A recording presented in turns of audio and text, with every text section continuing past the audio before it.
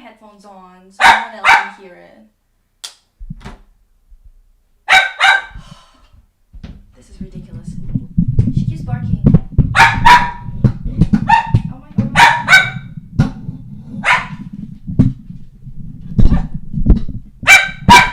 Hoba. This is so rude.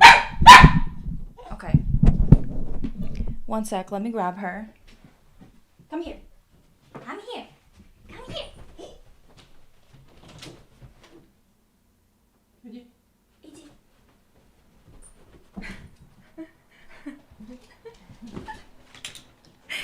This girl.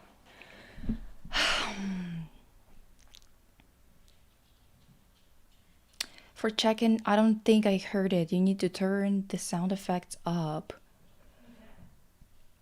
Really? What the? Did you guys not hear my Linus right now? Yeah, it's supposed to have an audio. Let me see.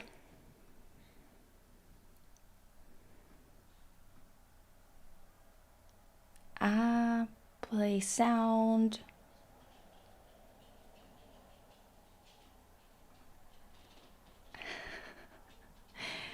Okay, so what the hell? Let me see, maybe here. Edit effects. Divas.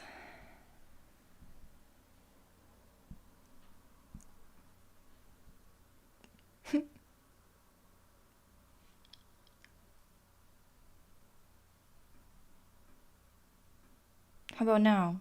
Oh, it's gonna fucking deafen me.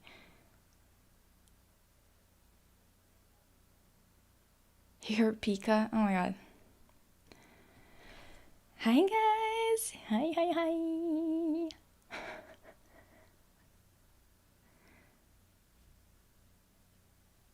Did you hear it now?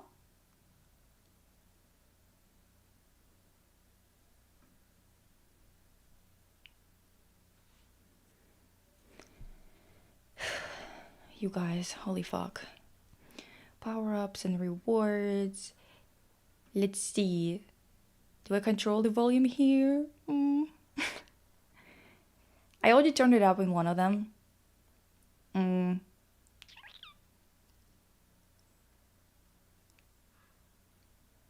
Okay.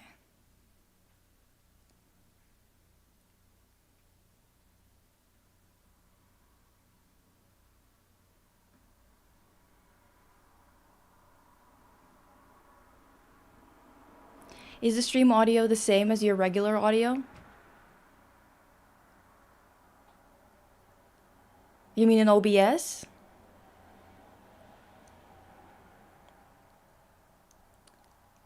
Think about the topics, you guys, that you want to discuss today. I have something I want to start with, but in OBS, no, those are two different ones. Soundboard is separate.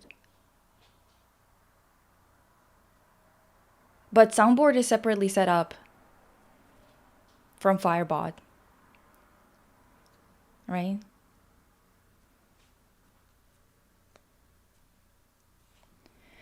The thing is, it plays on my side. Whenever you guys do it, it plays on my side.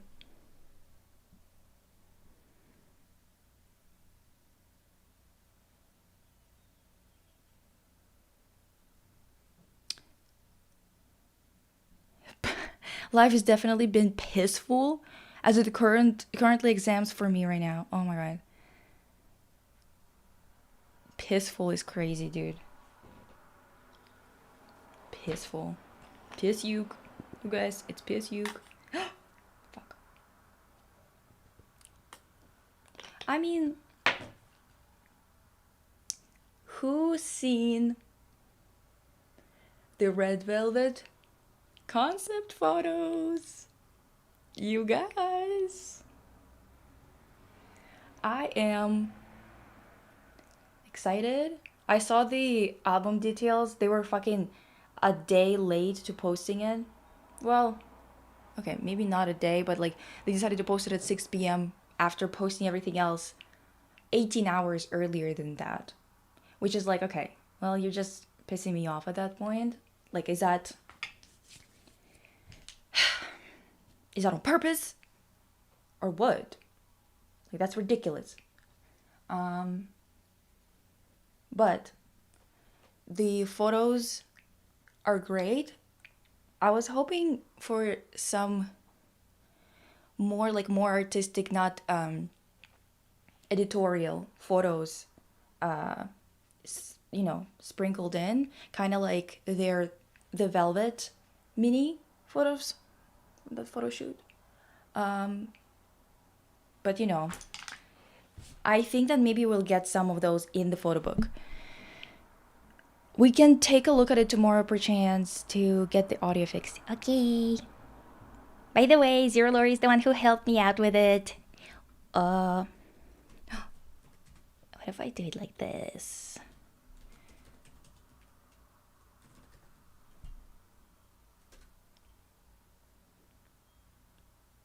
Is it gonna work? What the hell was that?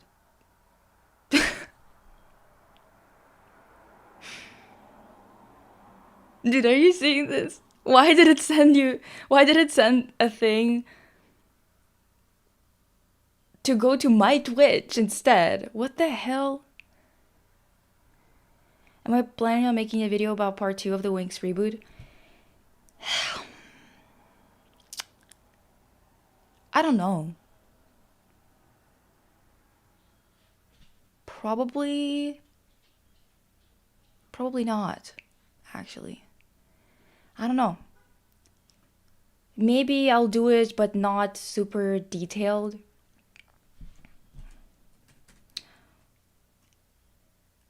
Oh, wait, without the ad. But do I have to have a $sign or something there?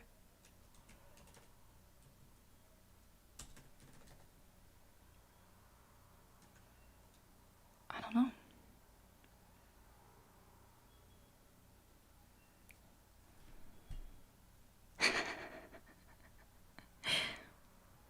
So embarrassed without glasses? So let me do the $sign.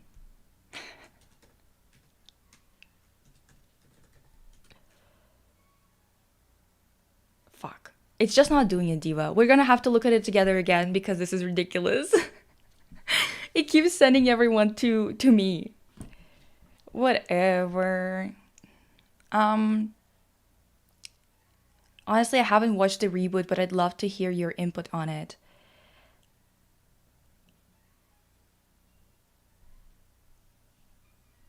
To talk to about?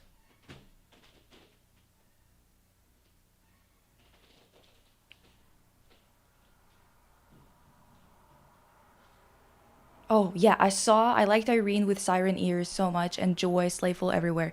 I mean, I even liked those, like the first teaser images, even though they're quite simple. I still like them. I usually don't like the simple ones, but this one, like the color grading was fantastic. Um, those photos that were with some Photoshop or fucking PixArt, I fucking love that. That was amazing. Let me turn this on. Okay.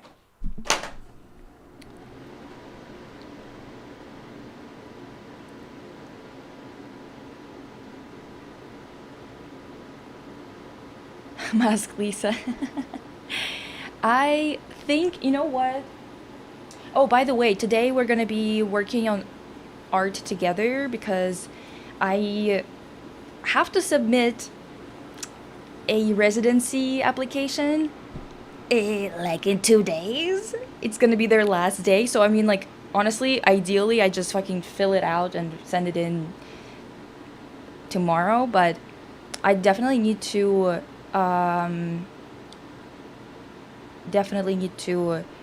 finish at least one work that's kind of in a new concept or a new direction that I want to go in. Let me show you. Yeah, Diva. But the thing is, I'm ready in many ways because this application is not as heavy as a lot of applications. the problem is that I'm kind of changing the um, direction of my art a little bit.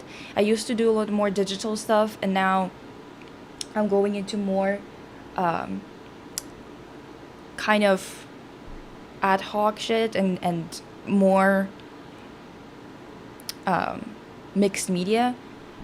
Well, I mean, honestly, I've done installations before too, so what am I saying? But you know what I mean.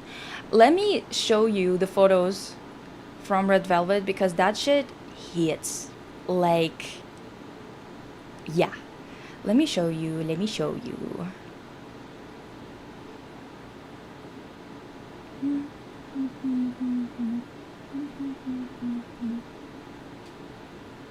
Um, where is it? Oh, I guess maybe I'll show you this one.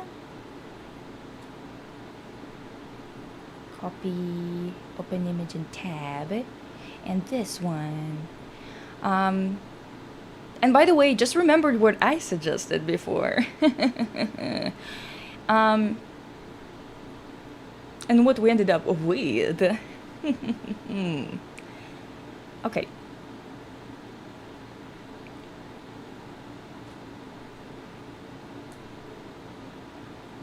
Closing gate love me. I'm on your screen. Walk.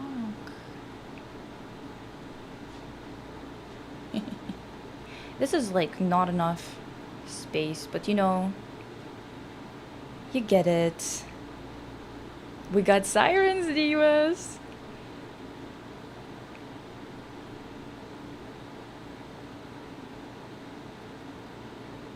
It's flickering for you? Oh, only for Medea. What's happening, diva? Why?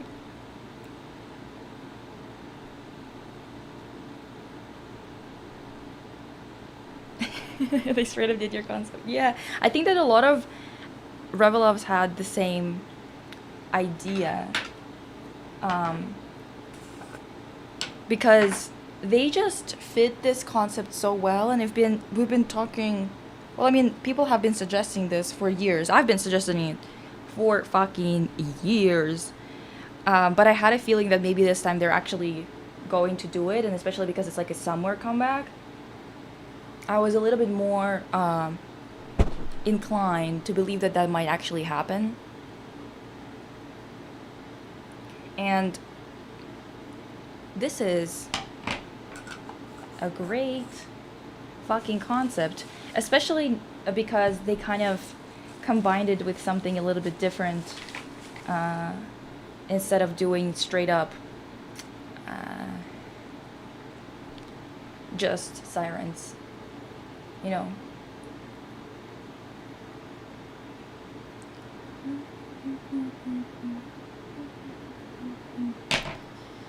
Because I think having them be, I assume, maybe they're just hanging on the beach actually, but it kind of looks like maybe they are like the rescue team or something along those lines,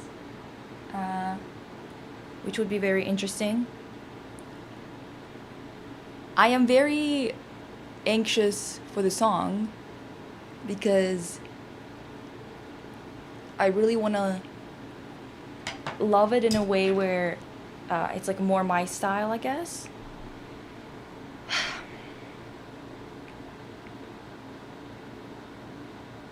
Yeah, it's more editorial, less artsy. Because it's a little bit more of that kind of, you know, style. This photo, fantastic. I love that you can see their faces. It's like the same shot, but you can't see their face. Oh, hi, Pakrash.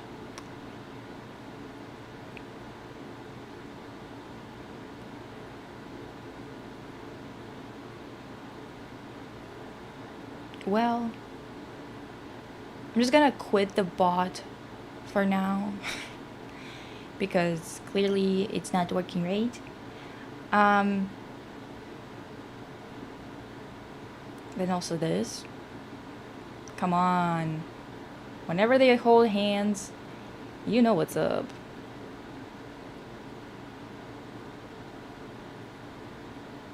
Yeah.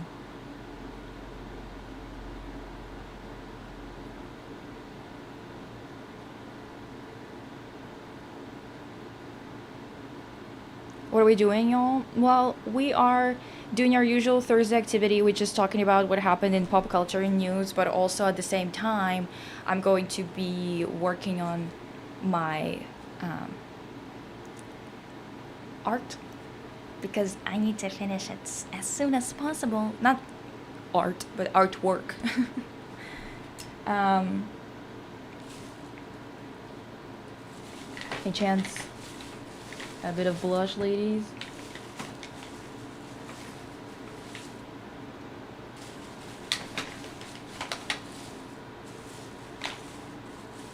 Okay.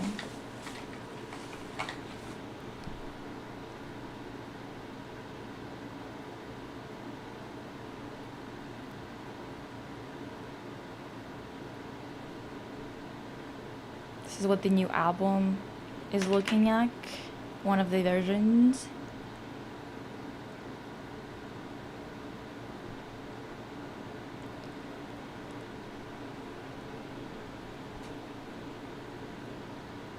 Yeah, the craft, but it's like Siren. So, absolutely love that. Very excited. Really glad to hear. I think that the Korean public is really into it as well, which is like always good to hear because that means that their careers are a bit more secure. Because when they're popular in the West, sometimes um, Koreans don't fucking know what to do with it. If they're more popular in the West. So it's good to hear that they're doing well in Korea. So it means that they're gonna have like more concerts.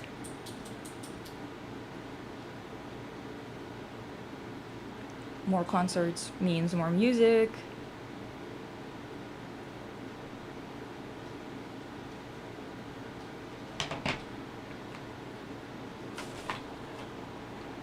Okay.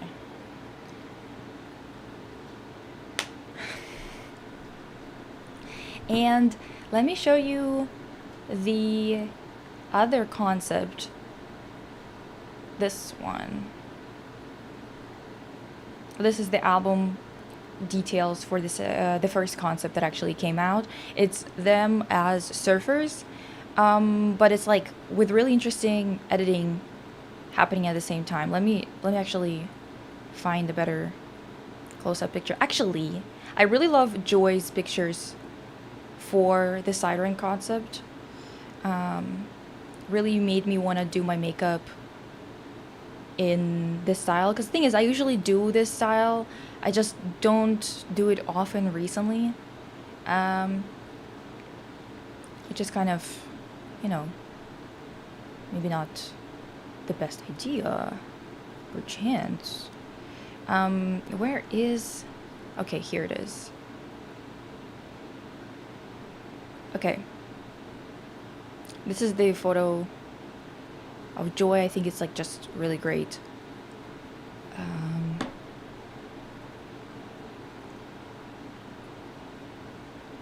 Oh, thank you. You like my shirt here? It's still wet. Cause you know why I was late today?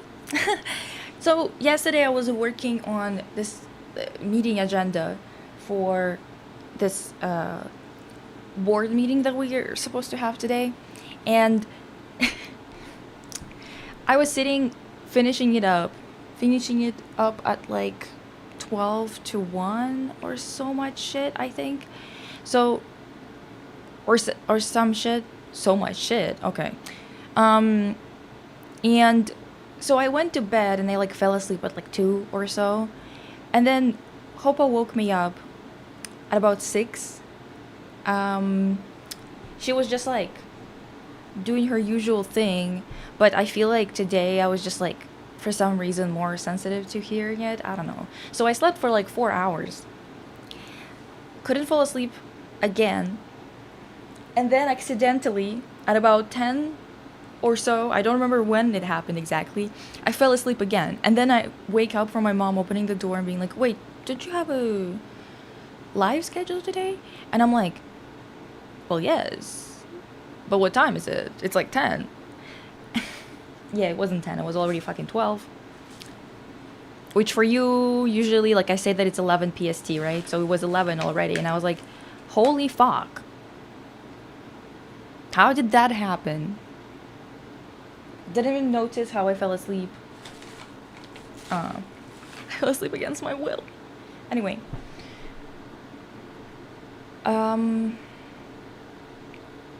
Look at this. This is so fun. I love it.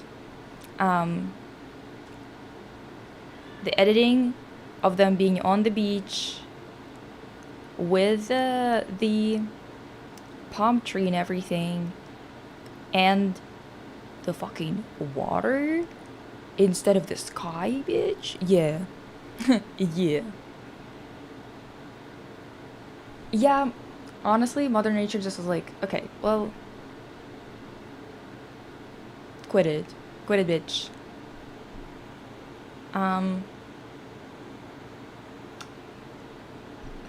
This photo is great. I love it.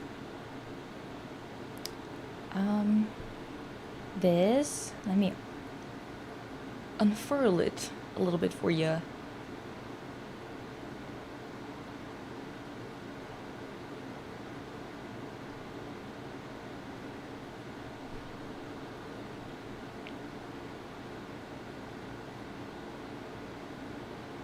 Almost 9 p.m. Holy shit.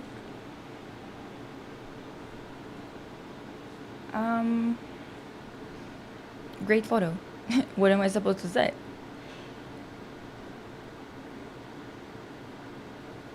This one too.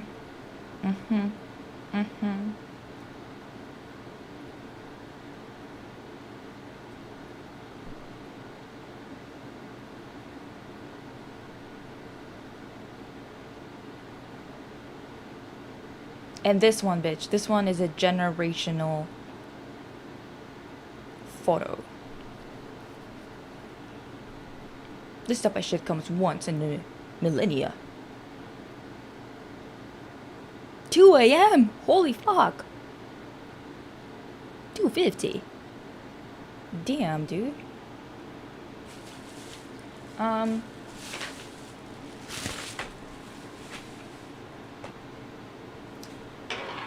So basically,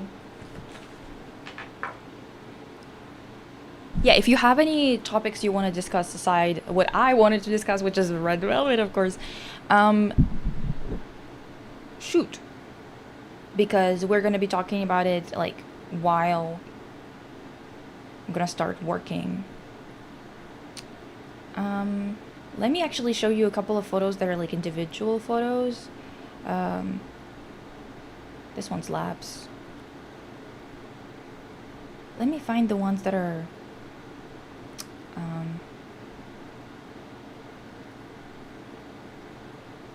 with the fishes.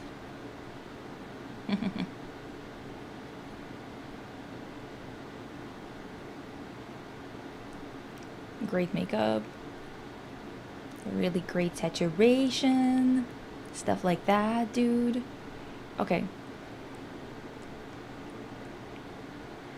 150, that's crazy, dude. Looks like a painting. Yeah.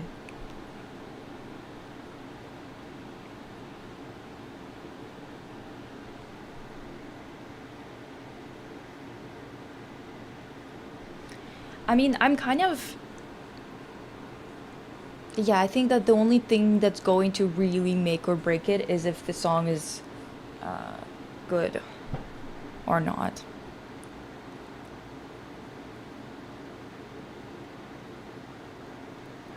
Working overtime.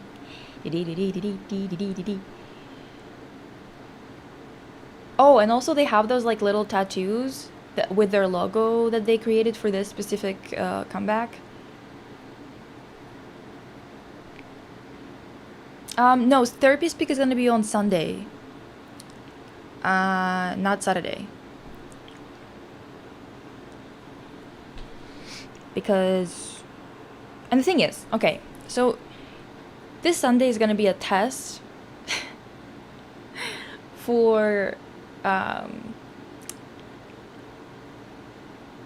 my assistant. You know what I mean? Like, I'm not. 'Cause the thing is, I started this therapy speak thing.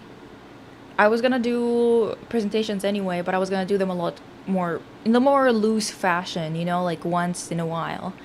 Um,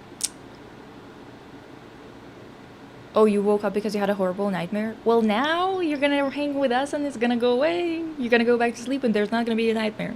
How about that? And um, basically, after that, after I started it, I literally made all the, the backgrounds, the concept that found the music, the edit for the intro, created that little nuts office, like it looks nuts, for the intro, and then she just literally only lasted one episode. And then it started to be a complete mess with her being like, oh, I don't know if I can do this tomorrow. Maybe we can do it in 3 days. I'm like, in 3 days I have a different thing scheduled. No, like maybe next time. Yada, yada, yada. So we're on episode like 6 or some shit. And she was only in 2. So yes, I'm technically we're trying to do a Sunday this week because she has a 9 to 5 now, right? So she's not available during usual hours that you guys are, like most of you are available during the day. Around 11 to 12 PST is when there's the most people are on YouTube. Most people are having either like a lunch break or it's the evening for them or whatever the hell.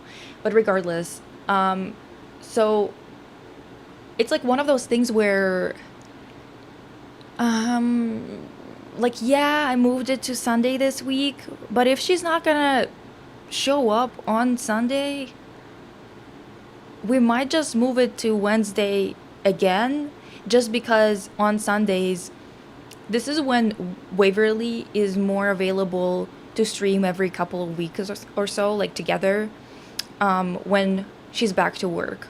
So yeah, like Waverly still, I think that she probably has like a month or 3 weeks or something left of summer vacation. So she's still able to show up sometimes on random days, but she is more of a Sunday person. So watching from Germany, it's 9 p.m. right now, so drippy. I know. That's why I'm doing it at this hour, because most people are, even if it's like late for them, many people are still awake. And they're interested in like having something in the background or participating in something or whatever the hell. So it's like most people are available around this time. So to me, the thing is, I'm telling you, like, I am easygoing in some things. I prefer not to freak about things and stuff like that. But I really kind of don't. I'm responsible, so to me, this is kind of like annoying, I guess. Because the thing is, we've been doing lives for months now. With me doing more lives in the past, I don't know, 3 months or so. And I think I had to postpone a couple of times because of showings of the apartment, because I was just not home. I couldn't be home. And I just moved it slightly over by like 40 minutes. And today was the first time when I was straight up just slept in. And yes, this doesn't pay me, you know what I mean? Like, so it doesn't mean that I want to be a mess and like kind of basically have the audience not know when things are happening, right? So to me, this is kind of like, I can't do that.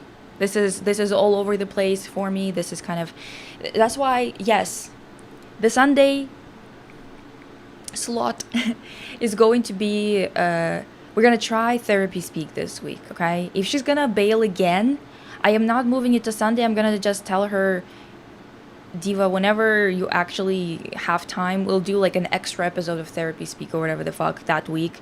But it's just like I I got roped into making another show and I can't keep up with everything, and nothing is working because the main platforms like YouTube, TikTok, m- mainly those two. I'd say that Twitter also isn't great, obviously. They're all really bad about anyone who's leftist. Like, they're kind of suppressing the shit out of it. And it's like, whatever with me, because like shit happens, right?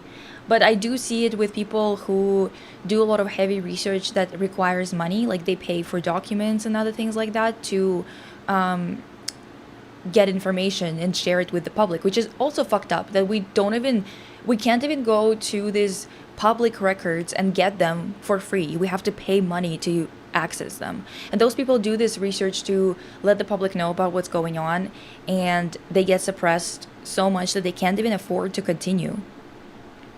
Anyway, uh, Persistent better password test, shaking my head, because otherwise no show assistant will not slay a fear. Yeah. I love those tile thingies they had for album promo, but I'm still shocked they used AI while having those tiles made IRL for them by a person. Like, just order more tiles. What? They made some of them for real? What the fuck?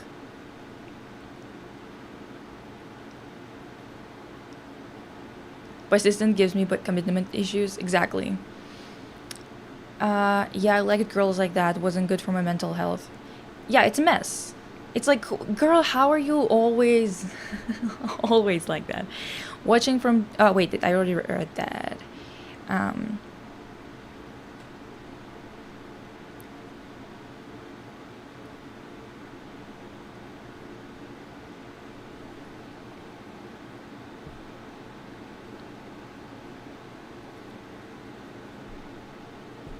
what the heck?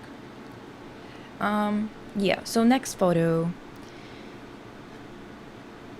This is excellent. This is just absolute excellent. Let me grab some water, cause fuck.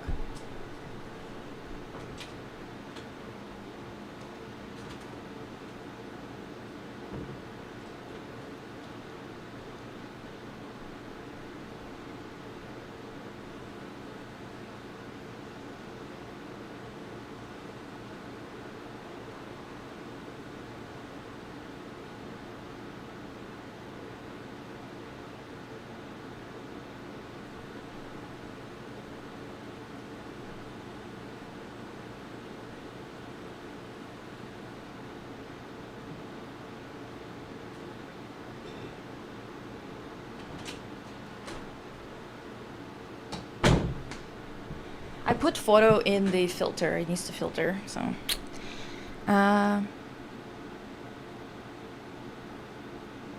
I'm usually type B, but scheduling and being punctual is like the one thing I can't play about. Um, yeah, I mean that's the thing. Like, I kind of realized this is very common in Canada. At least it's strange because Calgary and like Alberta is considered to be like, there's like oil people here, and that's why you have a lot of like engineers and shit. But they are so much worse about punctuality than Vancouver.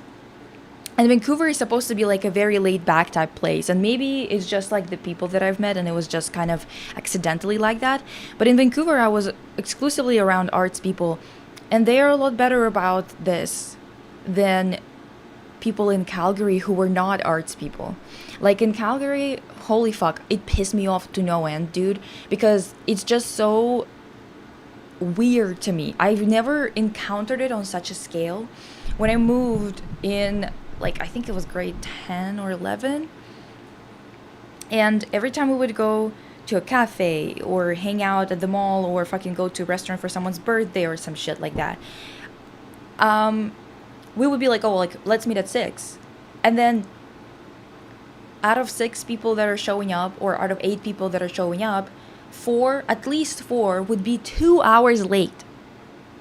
And those girls were driving too. It was always the girls who were taking public transit that were on time, or at least just 10 minutes late.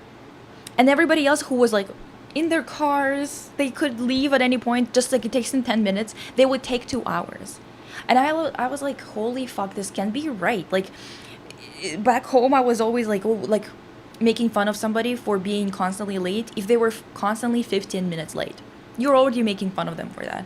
Here, when I tell you they don't know what the fuck it means to show up on time, I mean it.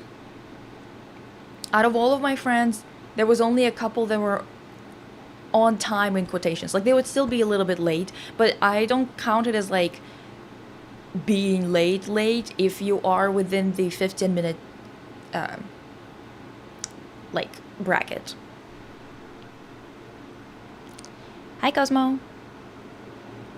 I used to be in a friend group and always on time. Meanwhile, some people were an hour over late. Like, dude, genuinely. Great photo, honestly. These photos are giving postcard vibes. Yes. Irene and those sexy fish from Finding Nemo. I don't know why, but the word Calgary feels so nice in my mind. Really? I'm convinced it has to be either severe ADHD or carelessness, but Diva, put some alarms on. I think it's carelessness. If you have ADHD, bitch, you know you're like that. Like, you know you're like that. You know you have time blindness. Don't tell me that you can't manage it. It's not like terminal disease. You can put fucking alarms on. You can put, you know, like little, like you can put fucking clocks everywhere around your house if you have time blindness and shit like that. You know what I mean? Like, it's not an unfixable issue. It's straight up carelessness. Because it might be like harder for you because you have ADHD, because you have this disorder. You can just learn to adjust to it, because the thing is, all of us have something. All of us have some kind of disorder. If you lactose intolerant, before you fucking eat something that's high in lactose, you will take a lactate pill. Lactate? Fuck. Did I say?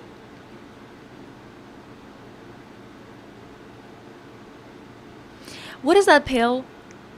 You get it. The one that's like supposed to help with digestion of lactose. Lactate. Okay. But it just sounds like lactate. I hate that. Anyway.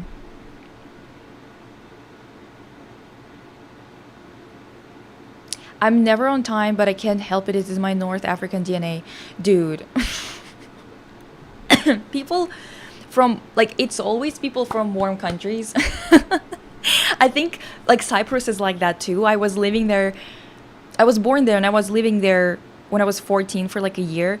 And I swear to God, it was driving me nuts. Nuts. I just couldn't do it. I was like, how is anything getting done? And it wasn't getting done in this country. But how is anything getting done if no one is on time? Or, like, it's catastrophic numbers. You know? It's not like, oh, everyone is 15 minutes late. Or everyone is 30 minutes late even. It's always crazy, like hours, days sometimes. They just go, well, maybe let's do it tomorrow. Well, maybe let's do it tomorrow. Well, maybe let's do it tomorrow. And then we do it in like 4 days. And it's like, bitch, we agreed 4 days ago at 4 p.m. Why are we doing this 4 days later at 6 p.m.? That's nuts.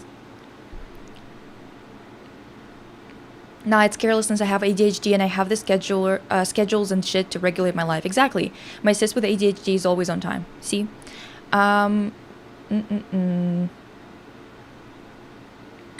Otherwise, my life would be a complete mess without schedules. Yeah, I think that's just like how it is for... Honestly, a lot of people should be scheduling shit.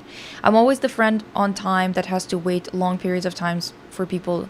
LOL, it sucks. Yeah, I started to straight up just like show up late as fuck too, you know?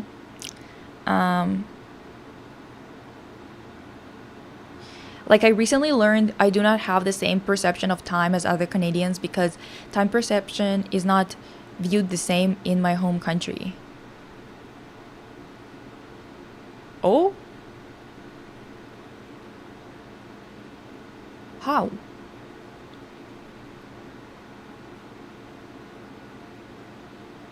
My bestie is Nigerian and she's like that too. She thought she was just type B and finally found out she has ADHD. I'm glad she's at least getting a bit better about it, but people are in denial sometimes. Yeah. I mean, it's just something. And then I started to basically show up late when I was in Calgary on purpose because my showing up late was still super early. Like I was still the first one to show up. And I was trying to be late. I was physically like stalling. I would start things late. And the thing is, it's not like it's impossible for me to be late. Things happen. But it's just like just the time that they usually are late by is kind of crazy. And I think also then I moved to Vancouver and I was like, oh, these people are probably going to be even more like that because Vancouver is the warmest place in Canada, I would say, or at least one of the warmest ones, right? And this is just, I don't know why it's correlated to weather. I think it's correlated because it's just so difficult to move around in heat. So people who are from warmer countries seem to be like slower. Like they don't do things at the same pace as in cold places. Um, so yeah, and then in Vancouver, I realized that at least people that I was hanging out with were not like that. Even if they would have been late, it would be a normal amount. I had some friends in Calgary who were genuinely like 2, 3 hours late, and it's like, well, at this point, you have spent all the time that we would have been hanging out, not being here and being disrespectful to me. So I'm fucking leaving. I'm going home. Sorry to say. Sorry to say. I mean, I don't even think that. I don't think Russians are that obsessed with punctuality, are we? I know Germans are. I know it's like in their culture. I don't know if Russians are, but for me, it was like, I was just like, I can't do it. I can't fucking do it. Are you kidding me? I think communication also helps a lot. Some people have to be babysat while making plans with them. Yeah, I know. 3 hours is crazy, right? I was like, no, that's just like, at this point, you just didn't show up. At 3 hours, even at 2 hours, at 1 hour, I would honestly consider ending our friendship. I'm not gonna lie. Unless you were literally held up because of um, an accident, obviously, or you were held up because something happened, like you quite literally, and it's like rare for you. If it's just like one time thing, I don't give a shit. Things happen. Oh,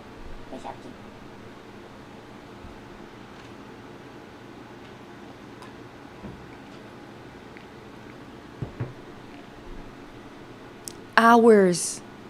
Hours late. Holy shit. I get it. Yeah, I can't. I can't. Like, I just don't get it, honestly.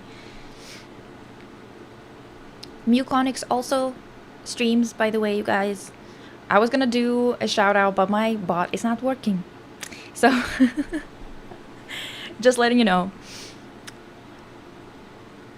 Yeah, that's the thing. I think 2, 3 hours, like 1 hour, yeah, I'm going to start thinking about, especially if it's like just mismanagement of time, right? I'm going to start thinking mayhaps we need to wrap this friendship up because you clearly don't have any respect for me or my life or my plans or what I'm doing or how bored I am waiting for you. Just 2, 3 hours. I'm gonna see it as you not showing up and I'm leaving.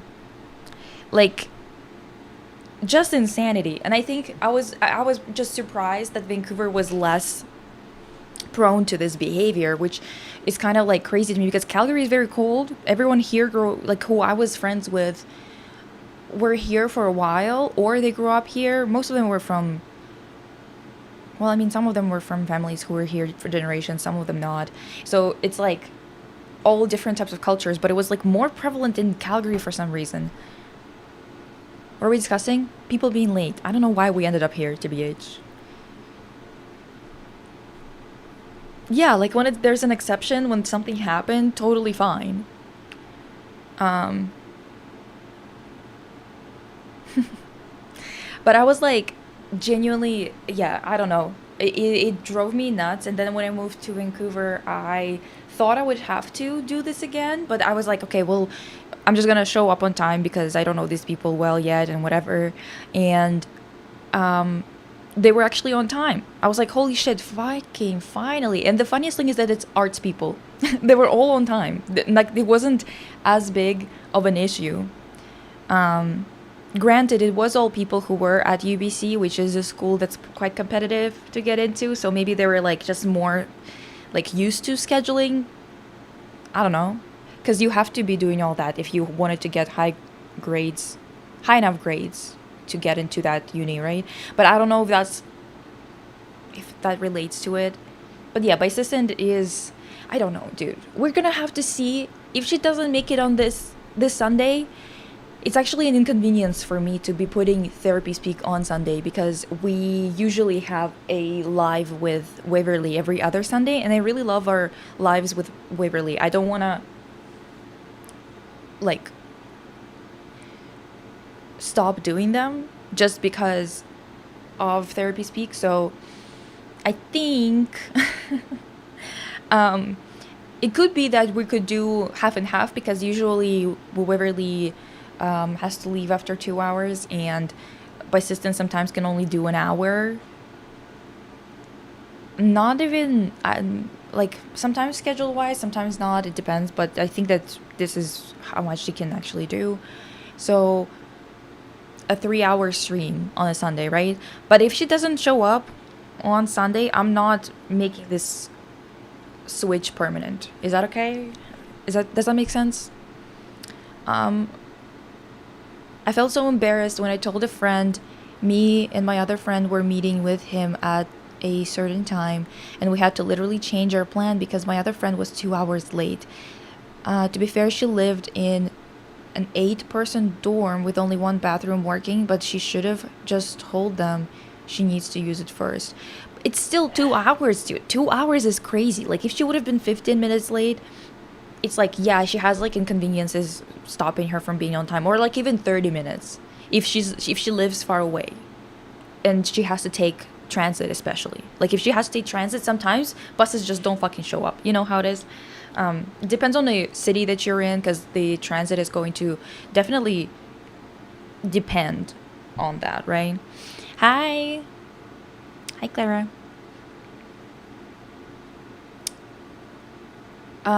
So yeah, so if she doesn't show up on Sunday, we're just gonna keep it Wednesday, because I can't be fucking with my schedule like this for the sake of something that's not even going to stick. Do you know what I mean?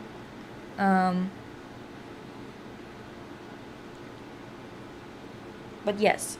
So when it comes to, oh wait, actually, let me show you more photos. I don't know, I keep forgetting that we're doing this.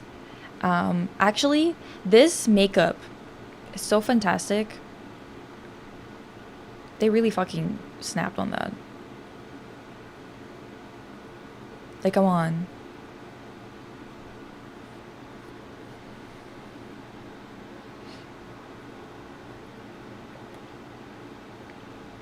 Yeah, but she has to show up, but also like, if next week she immediately stops coming, also, like, we're gonna have to just have it on Wednesdays, if that's the case.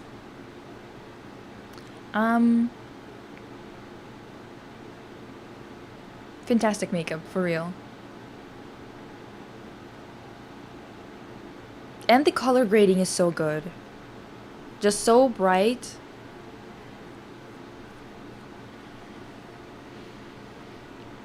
Did you see the album details? The High Tide version also seemingly has AI on the details, the stained glass on the cover, and the CD. Fucking hell, seriously?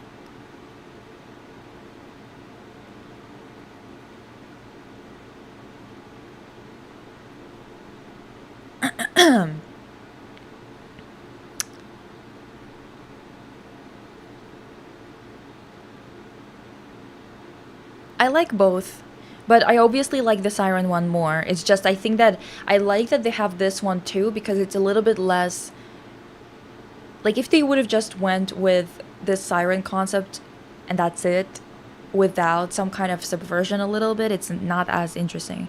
I also had a friend like that who just ghosted me and rescheduled 3 times. Then I tried to reconnect after a few years and she ghosted me again. I, I don't know. Also, even though we're talking about Red Velvet, have you all seen the Kiki or New Jeans teasers? New Jeans teasers, I don't know why they're torturing those children. Like, just let them leave the company at this point. Let them leave the company. Their photo shoot looks like a budget. Holy shit. Low budget, small magazine, um, photo shoot. Kind of like,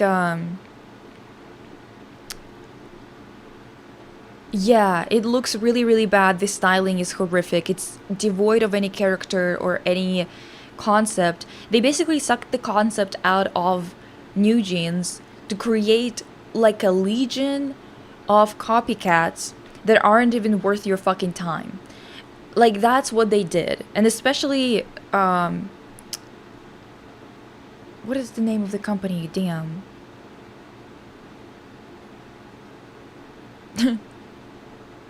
Hybe, especially Hybe groups. I know that people like them, whatever. The Seraphim, they suck. They had a few really good songs that kind of made you think better of them.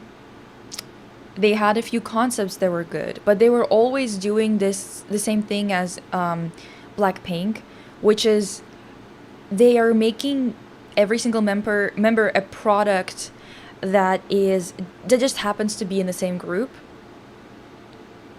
And their concept is kind of like like their logos, everything is kind of like Nike.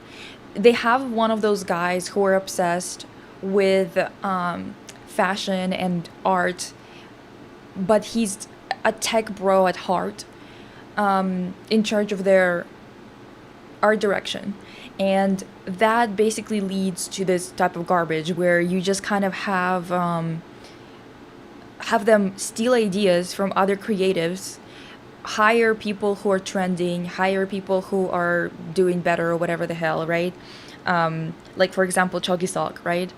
Having a really great photo shoot because of Choggy Sock. But you can't, like, what are you gonna do if you're just, the only reason why you're doing well is because you're just siphoning the talents of other people, but you don't have any curatorial strengths. Like, you basically get Le Seraphim where they don't know what the fuck they're doing, ever. Ever. Their entire group is just basically led by a bunch of tech bros who are obsessed with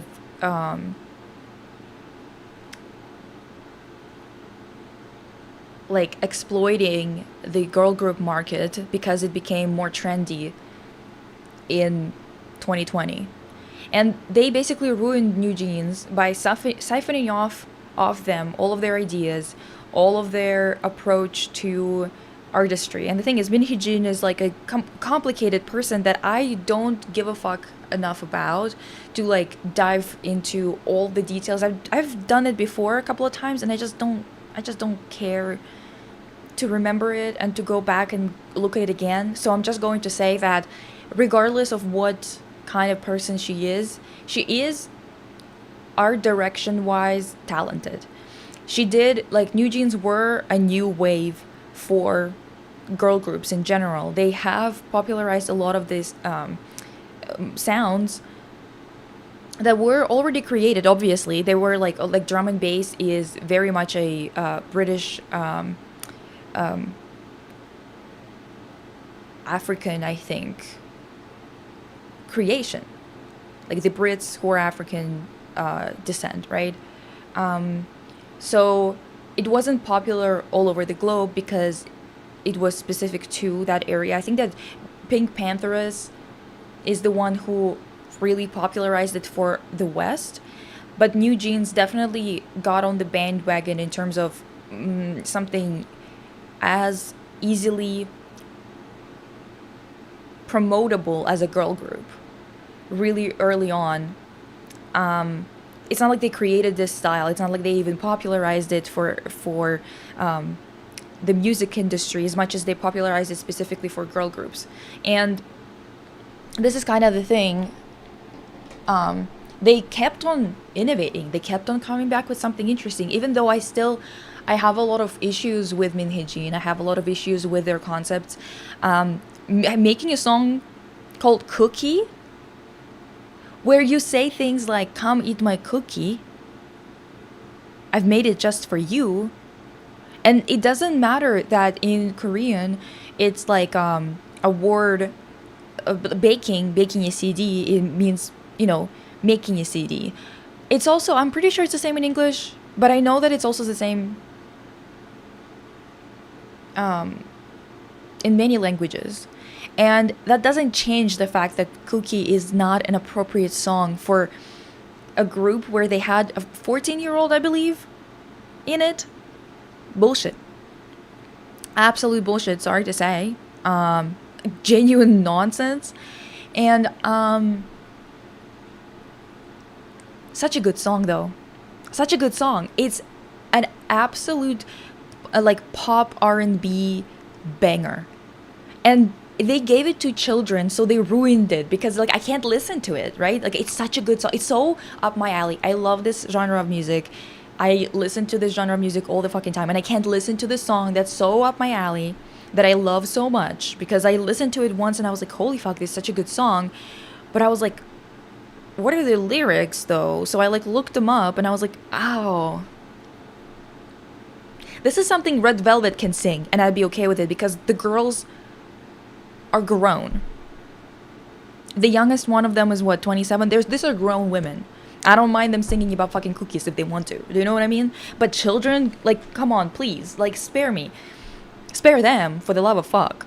So I'm really unhappy with a lot of things about New Jeans. Like, for example, same thing, like, what is it? Leon the Professional? They referenced it in the photo shoot. I think they dressed Danielle. Is that her name? Danielle, I think, yeah. In that kind of outfit that references Natalie Portman's character from that movie. Again, like, what's with the pedophilic bullshit? Do you know what I mean? Anyway, the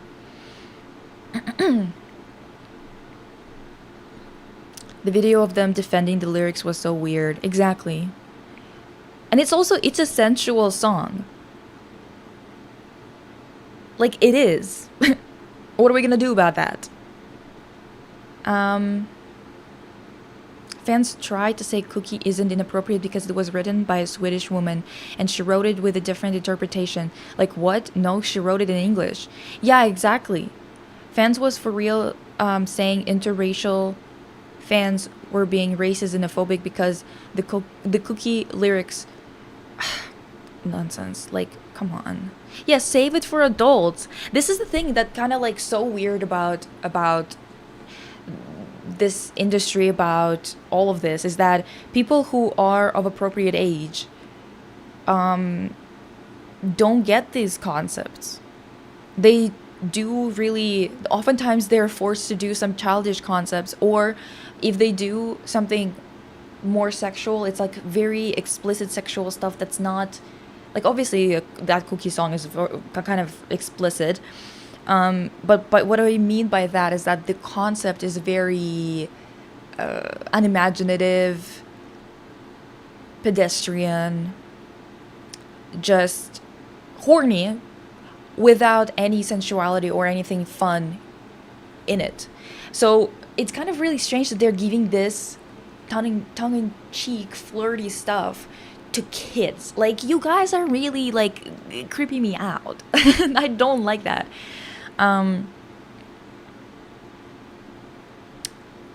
Like, Hype Boy, fine. Attention, fine. Even Hurt was fine. But this, good lord. Anyway, so yeah, New Jeans, the new pictures, they look like a very low budget promotional type of deal. As if it's like some kind of magazine interview, and the magazine is very low budget. Do you know what I mean? Like, it looks horrible. Actually, Have you guys seen it? Do you want me to show it to you? We're still looking at the pictures here, though. Gave you cookie, give you cookie. Yeah, exactly. I gave you cookie, give you cookie.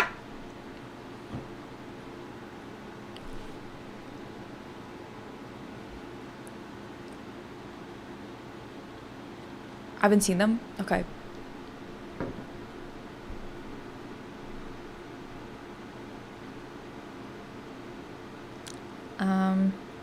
Actually, let me show you a couple more of these red velvet shots, because amazing. Yeah. I know that people were like, why did they put Sulky in jeans on the beach? That's crazy. Okay. Are you right that it's crazy? Well, yes. However, it looks really good though. So, like, you know what I mean? What are we gonna do? And the fact that a lot of fans are men in their 30s in Korea. Yeah, don't even fucking start me on that. This type of otaku culture, but specifically for girl groups, like their own kind of offshoot situation of that, especially considering how misogynistic Japan is, how misogynistic South Korea is. If you've lived in the East, in any countries in the East, you know this is like a known fact. Cheap magazine interview is literally the best way to describe whatever Nugent's released. Okay, see? Yeah. Quickly, let's get through these. This is amazing. She looks fantastic. She's got her natural hair color again. You know.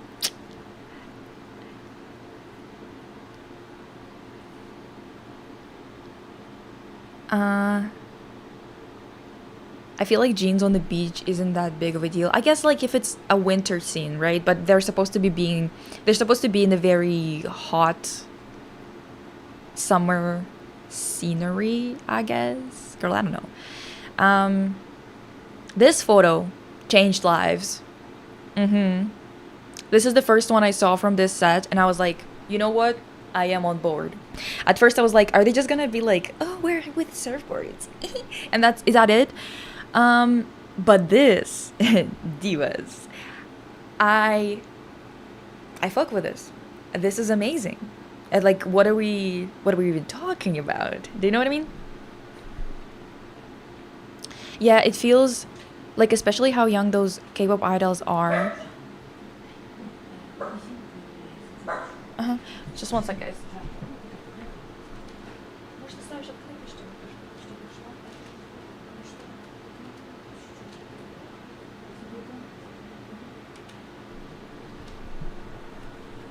Okay. Yeah, it feels like, especially now, how young these K-pop idols are, it is seen as like a selling point to fans. Yeah, and it's definitely something that is opening them up to such insane levels of abuse. You know what I mean? She looks so gorgelicious. Exactly. I wish the tattoo was a different color. Why? It's just black. Why would you want a different color? Yeah, there was a lot of edits by Rivelovs where they added glitter on like fishes and stuff like that. It was amazing. Like, good job. What a fandom. This photo too. Come on. I love that they're like, since I'm grown, I want music and concepts and stuff like that still, because obviously like I love this type of shit. But I hate that it always skews so young, because I don't feel like following groups that are that young. I don't think that's like a controversial thing to say. So seeing Red Velvet doing their thing with Irene being like, what, 34 or something like that, I think. It's actually like they're grown, so you get a different type of feel. They can do different types of concepts without it being weird. Oh my god. Peacock. No.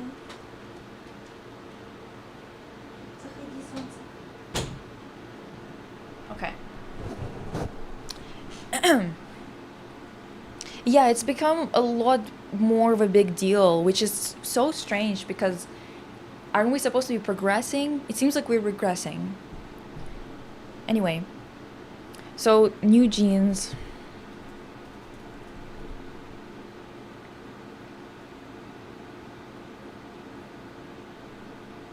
I thought I don't know. Is that a like is that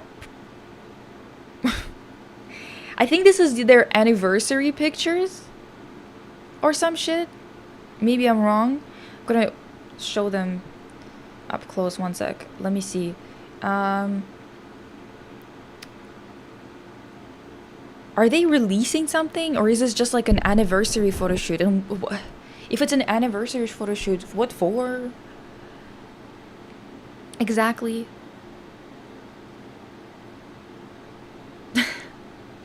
I don't understand. I guess the one like the behind the scenes are not as bad, but it's so bland. It's crazy. Like look. Oh, sorry. Um, what the hell is going on? Is this a photo shoot for a fucking IKEA catalog? What's going on?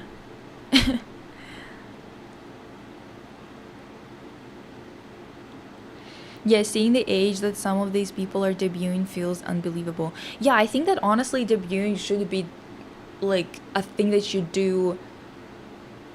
I would say 18 is already too young to me because I think that you definitely need to be done with school, and I think maybe 20 is okay. I don't know, dude. It's honestly like the whole industry is kind of nuts.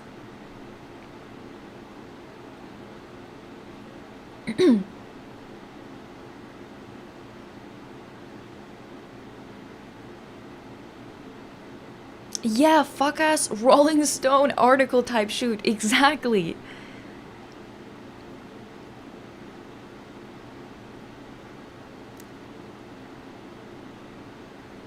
I still consider Yeri a very young person because she's younger than me. What do you mean? Why companies debut idols who were born in 2012 or something? Yeah, no, it's bullshit. And the thing is, Yeri debuted very, very young too, right? So she's 27. She debuted when she was 15. She was really, really young when she debuted. However, she was in a group with Irene, who's like 7 or 8 years older than her. So it's a lot harder to exploit a group when you've got grown people involved.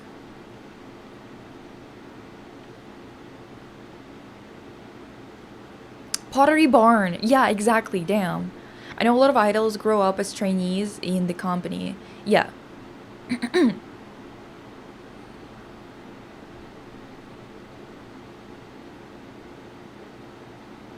Just some bullshit. Like, what is this? And the fact that they are suing Danielle, they're suing Danielle for millions of dollars. Have you guys heard that? Like millions upon millions. That it's such a high number. I think it's like 30 something million or something like that, which is so insane and so fucked up. And I saw someone tweet about it and say that, well, I think that we're probably like this might lead to her suicide the way that it has happened before in this fucking industry. And I'm not even like it might because people are just it's very cruel. She's like 20 years old or something like that, and they're trying to saddle her up with so much debt that she would never be able to pay off. Even if her career still pans out afterwards, which it might not.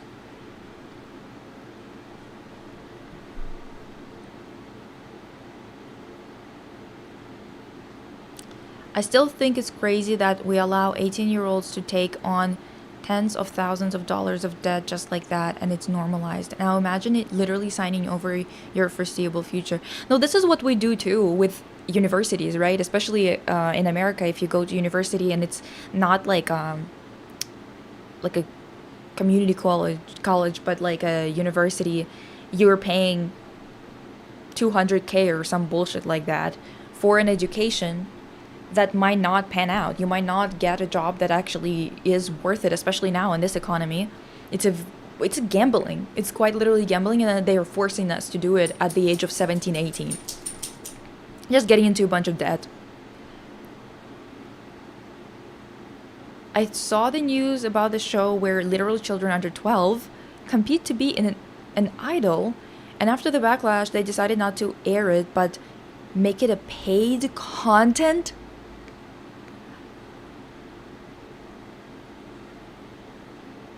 So, so just like this is like some honeypot situation. Do you know what I mean? I think they closed the whole thing though. I hope. I hope so too, because that's so creepy. Layers of perspective are so pretty. Layers of what perspective? Yeah. What the heck? Pikachu. What is it? Peekaboo. Yeah, they're literally like suing her. The whole Hybe company, a massive ass company, is suing her for breach of contract. Bullshit, honestly. Like, this is just, I'm telling you, this is very much like Korean style of photo shoot that they do for really small magazines.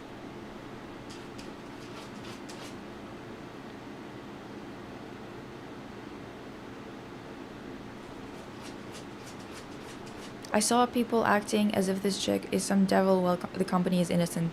Yeah, absolute bullshit. Like, can they be any more fucking like bootlickers? Papa.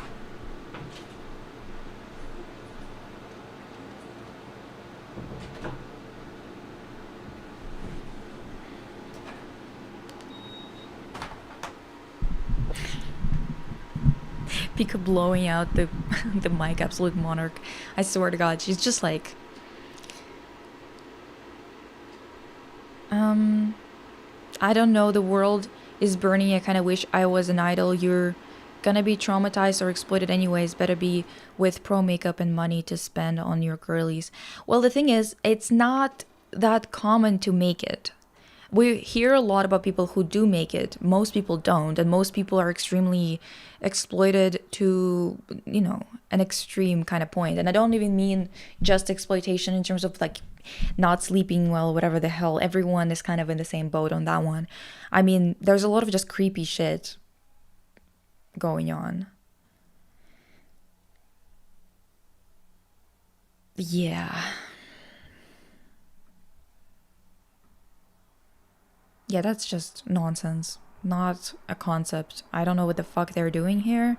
And I mean, it's just sad to see them having to perform in such a way. Do you know what I mean? Like, it's just fucking depressing. Because clearly, the company doesn't give a fuck. Because they haven't had a comeback in forever. Clearly, with these concept photos, they don't care to have a good concept for them. They have replaced them with a bunch of copycats, which none of those copycats are even coming close to the type of art direction that they had. The whole convo about around New Jeans lawsuit is so weird. Like, yes, okay, they didn't have any backing behind their claims, but why the fuck are you that happy a girl's life is ruined forever? Yeah, but also those were children, and they were caught in an ego power trip situation between Minhee and Hybe.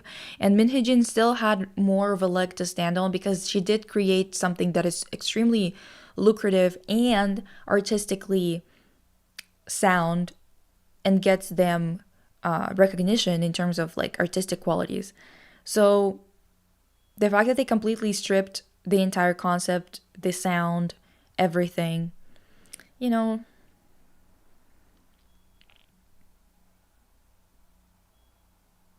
I honestly think they only sue her to just mentally destroy her. The price for compensation they are asking for is insane, and it was already decreased it has already decreased several times because court proved it's unreasonable. Yeah, I was just like looking at it and I was like, there's no fucking way. That because the thing is, how are you going to also plausibly prove that she would have made this much that the company is losing out on that much money? Because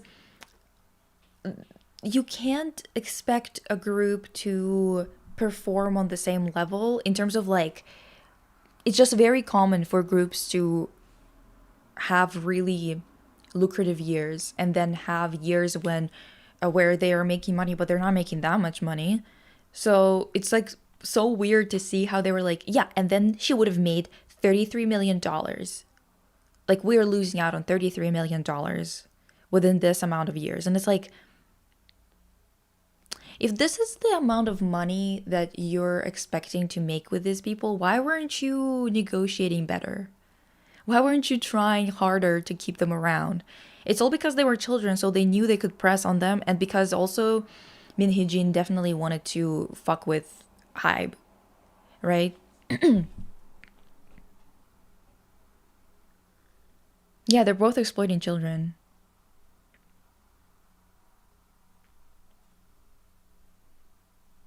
You were 45 minutes behind in stream.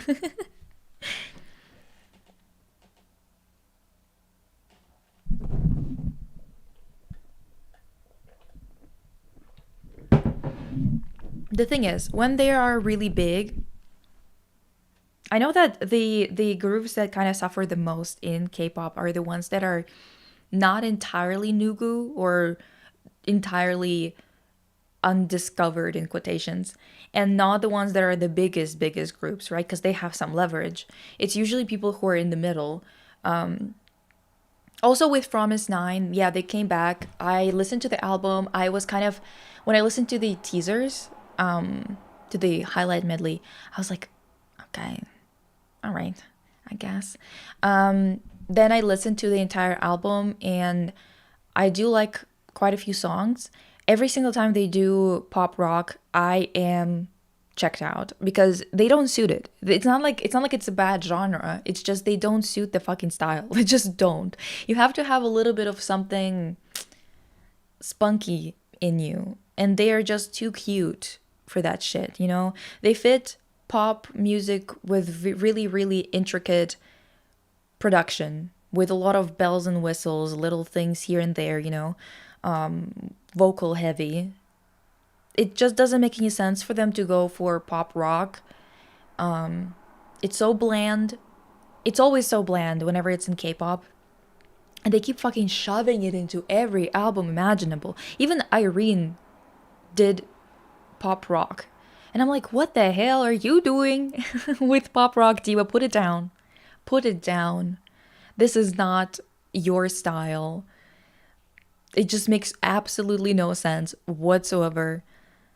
Okay, I guess though, like, I want my divas Dreamcatcher pop rock again. I mean, you could even say that they are rock for some of their music, I'd say. But yeah, I mean, you have to kind of commit to it. It's just strange to be like, I am a pop artist that makes really cutesy type of pop music. Where it's like, oh, I'm vitamin me. I'm going to make you feel better. I don't want you to be gloomy. And then the next song is like, in that, like, you're still trying to be cute, but it's pop rock. And it's like, it's just that, Formus 9 is just not for that genre, in my opinion.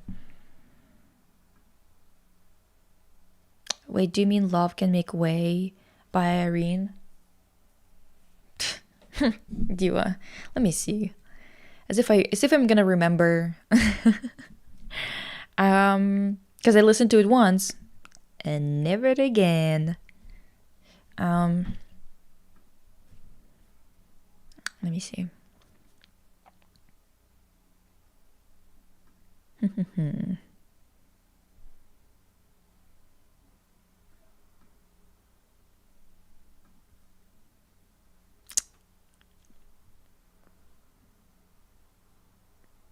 Irene.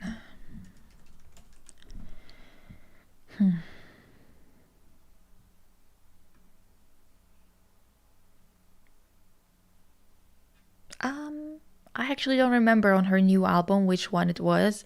I remember on. Oops. Started playing Like a Flower.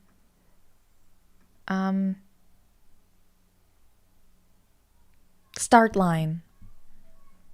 I was like, oh, Diva, give me more Calling Me Back. Give me more Summer Rain.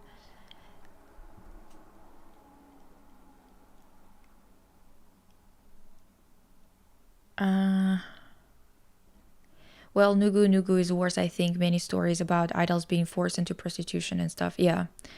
But that's the thing with mid level artists too. It's kind of fucked, honestly.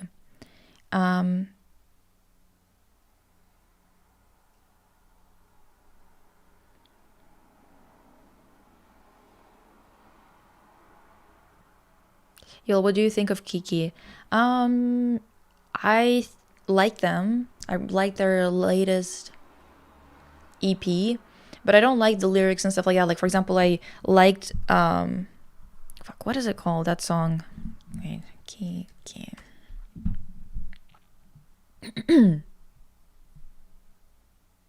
Delulu. Delulu. Delulu.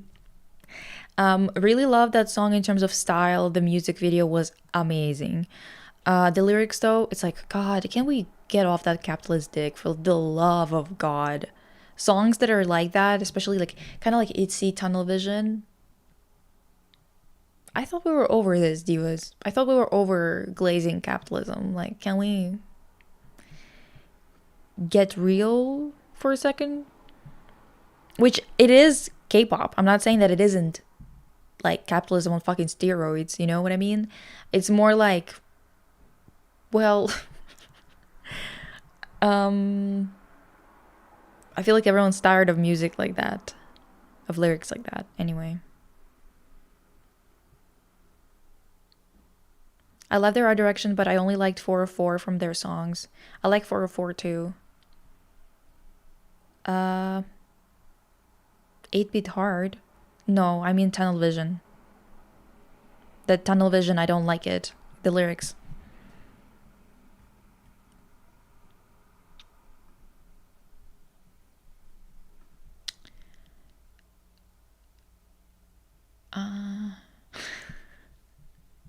I got jump scared on my FYP by JYP's new song, Wet. He's asking us to get a little wet. Diva, why would you say that to me? Why would you say that to me, Diva? Why would you say something like that to me, Diva? I think their latest comeback is not bad. It's just they were never my top group. The creative direction is really good for Kiki, actually, yes. And I do enjoy their experimentation. They're bringing back some of those sounds. I hope that that it's not like mid-level, but actually good takes on those genres that they're reviving. Well, reviving is kind of much, too much to say, but they're tapping into, let's say it that way. Wet and JYP in the same sentence.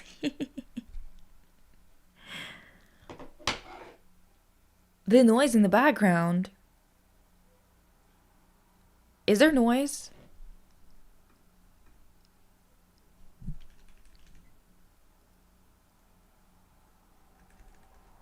I don't hear any noise. JY Puppy making wet album while being a priest is hilarious. He's a priest?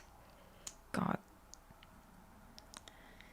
This is what evangelical bullshit is, you know? Like, they're like, let's make mega churches. Yeah, it sounds ridiculous. But let's do it because it's going to get the youngsters in the door. Let's get that Justin Bieber fella on stage.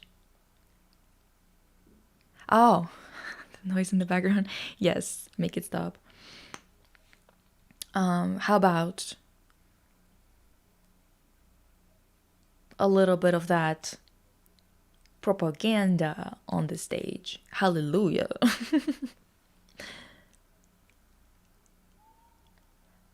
By the way, that was the closing of FIFA. And obviously I didn't watch it, but I know everything about it. He just decided to get up on that stage with just a guitar. And it could be okay. Maybe not for FIFA, but it could be still okay. And this mofo starts singing none of his fucking hits. Not a new song that's a hit that he made for FIFA. No, no, no, no, no. This guy decided that it's time. It's time to, quite literally, sing the most annoying song off of his album that's called Swag 2.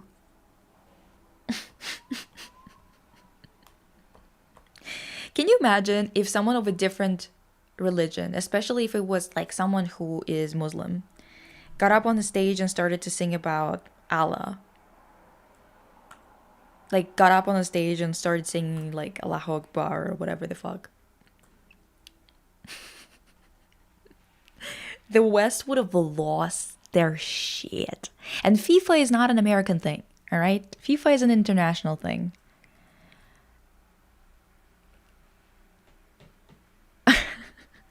It's like so ridiculous. And it's because he's in that evangelical mega church place. Like, that's his church. He goes to this like entertainment industry heavy church.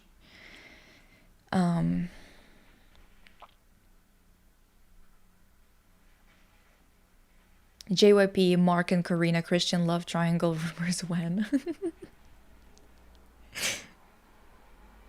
Dude. Literally, I wouldn't be surprised if Mark does something like this and he like comes up and he's like,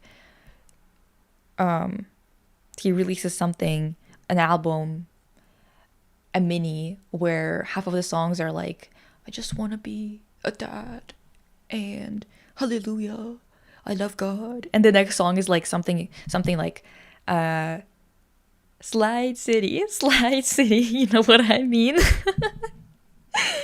Like, these people are just so ridiculous. They make concessions for their men's lust, and creating new rules just to accommodate their need to be like capital ghouls.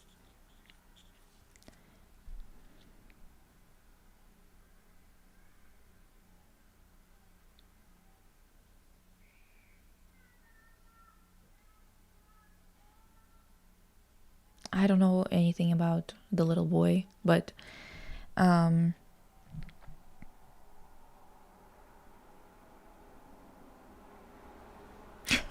the final was happening, we were busy watching your Disco Elysium stream talking about priority. Diva. Exactly. The Mark scandal was so big. I was talking to someone about K-pop idol being racist and he immediately assumed it was Mark. Well, they assumed right. Did we forget what flag he showed up wearing? Seeing the Argentinians react like children after losing was funny though. Always makes you think of Anya Taylor-Joy and how white she is. And the fact that she's from Argentina.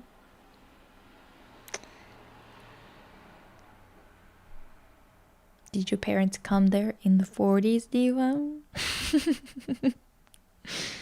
I'm just asking. I'm just wondering. Or your grandparents.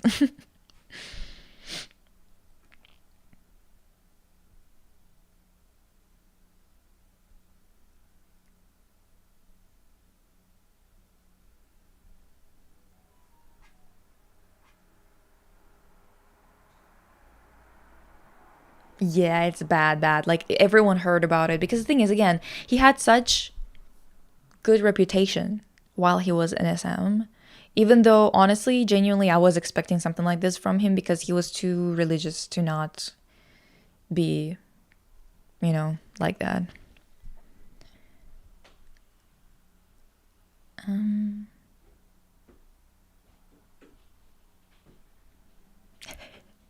Yeah, Trump went on stage and refused to leave when Spain lifted the trophy. Yeah, they took a picture with him in there.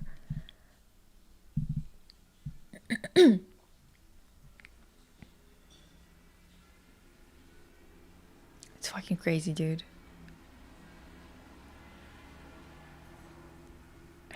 Let me ask the kettle to be put on. Wait 1 sec.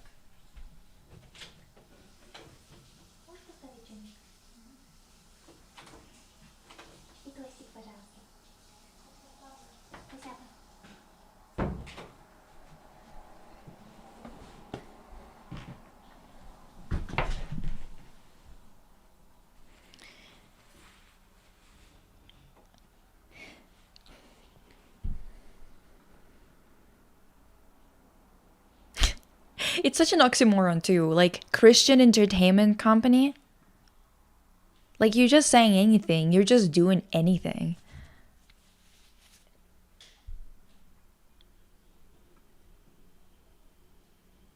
Hyolyn is a Christian.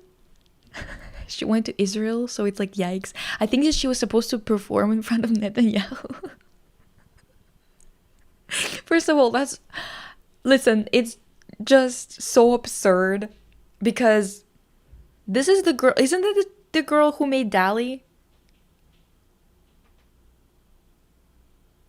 Like Dali Dali with her fucking ass up in the air? Isn't that her? I'm telling you, it's just like the hypocrisy of these people is insane. Insane. Hello, I'm finally caught up. I went back in time because I missed the Red Velvet New Jeans discussions. I am very... Wait. That's crazy, but somehow it fits. Yeah. Yeah, she did. I think she was supposed to perform for Netanyahu or something.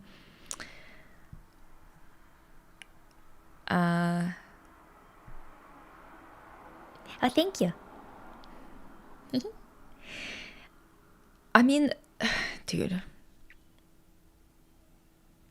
I can't.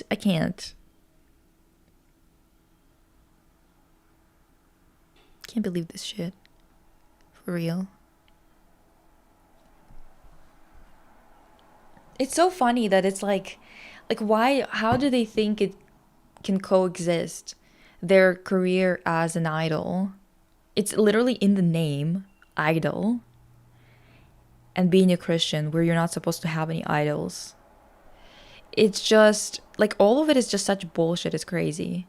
If you all ain't married, where are you getting the inspiration for the sexual lyrics? Not very Christian. Exactly. Exactly. How about explain to me why you're not married at the ripe age of over 25, whichever age they are. Where are your kids, Mark? Why didn't you give birth, Mark?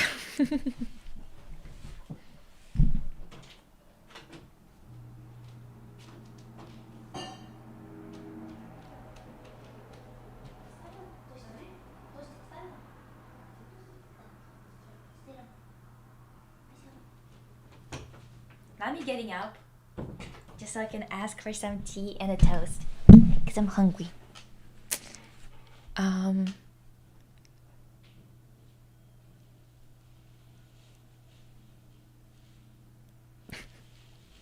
I was so confused when my Bolivian friends said they were rooting for Spain. I was like, what the fuck? Why are you guys supporting your colonizer?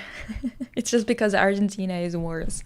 That's the only reason. And also because Spain is kind of trying to reform, at least somewhat. The guy from Big Time Rush being a loud and proud Zionist. Big Time Rush. Who are they exactly? I forget.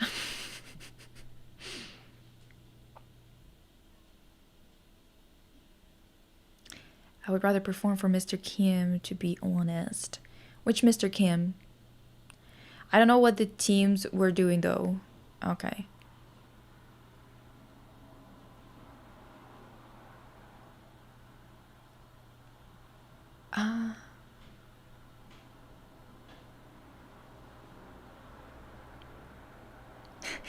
He was at a protest that was against Mamdani. Despite not even being from New York himself. God, these people. These people. You don't even live there. Why are you here? Why are you here yapping? For the love of God.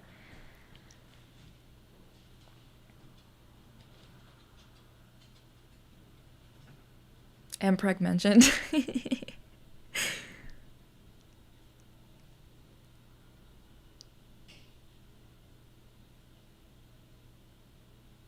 That Nickelodeon boy group. Did they have like any hits that I would know, perchance?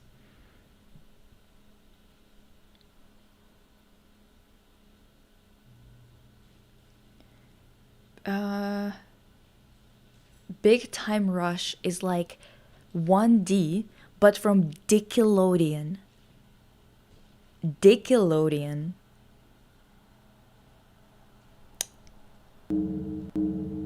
Okay. Nickelodeon. Big Time Rush. The name I haven't heard in years. What do y'all know about Boyfriend by Big Time Rush? Yep, Lisa, you would fuck with that song, just saying. Damn.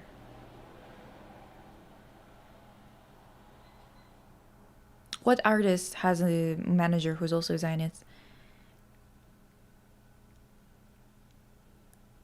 What is the topic now? I wanted to listen to you while on my walk to get groceries, but forgot I didn't pay for my internet, so it was a lonely, silent, short walk. What is the topic now? Goddamn. Artists that are claiming to be Christians, but also at the same time they're idols, which is like dumb as shit. And also they have like really racy songs, performances. Ooh.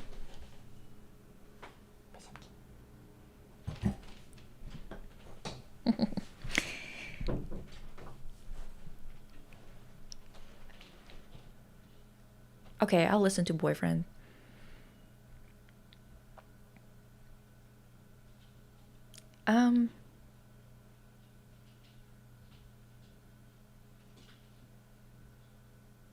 BF, I think, was a collab was a collab with Snoop Dogg. Okay.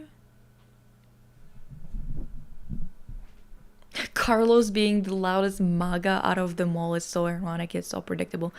God. What about the nerdy guy? Is he MAGA? I just need to know. Is it because he was your bias?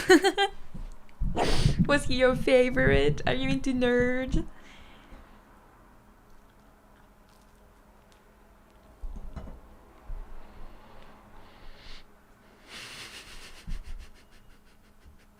No, that's what I'm saying. Like, being an idol, humping the floor,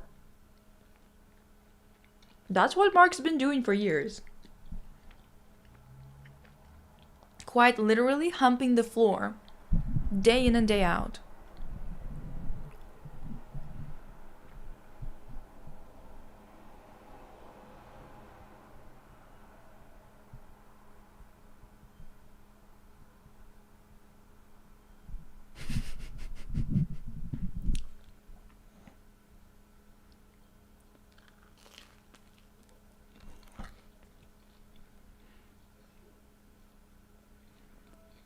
Wait, Kendall?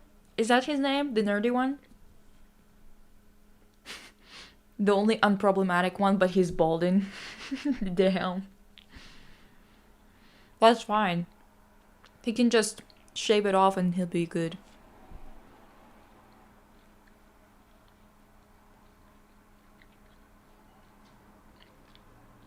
Maybe they're a slut for Jesus? humping the floor, but also leaving room for the Holy Spirit? There was no room left. They were making contact, Diva. You can claim it's soaking if you want. But there was a lot of movement going on, so I don't think so. Sorry. Do you remember how I told you that we're gonna make art together? Now I'm sitting here eating. Yeah. Right. Right.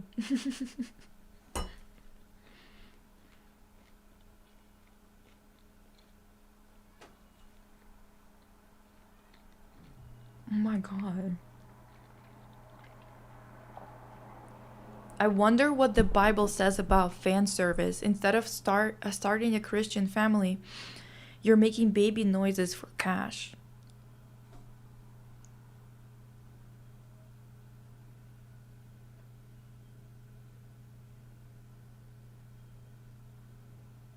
Guys, please tell me if you know at least one person who finds idle floor humping sexy.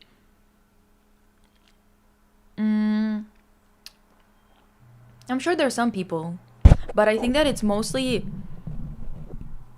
like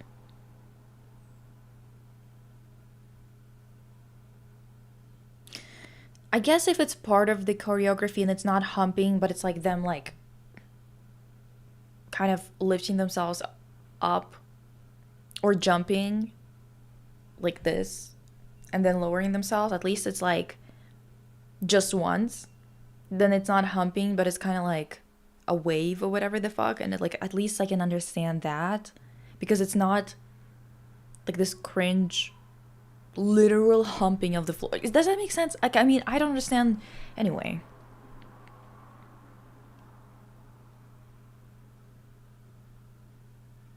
Soaking is such a weird concept. Like, it's even weirder with third person. A third person? A third person? Is that a requirement? Is that part of it? Why do it at all? Like, they're such freaks. Like, what is Mormons? It's like a whole other level of religious weirdness. It scares me, especially Shiny jumping in a glass table. Okay. Yeah. That video, was it EXO who also did it? God.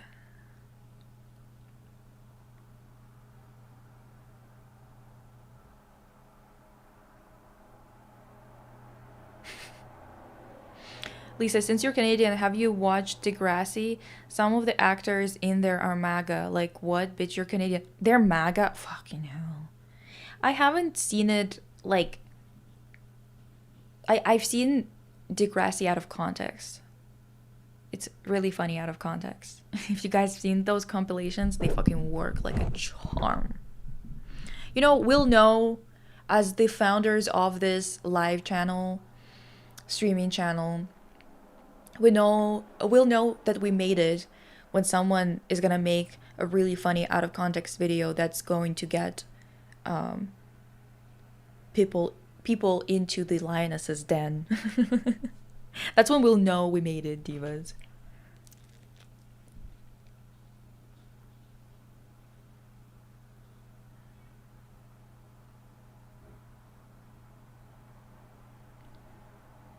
Wait, I didn't see that someone subscribed? What the heck?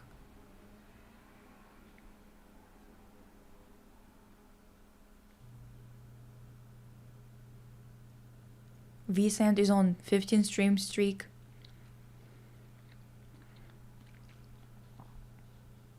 Zero Lori has a 20 stream streak. Hell yeah, divas. I've got sexy back for you.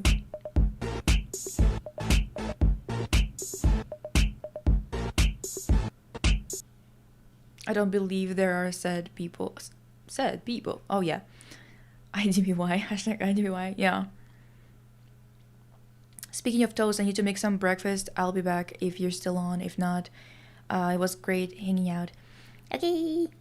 Have a good day and a good breakfast. What should I do? Rats. Rats?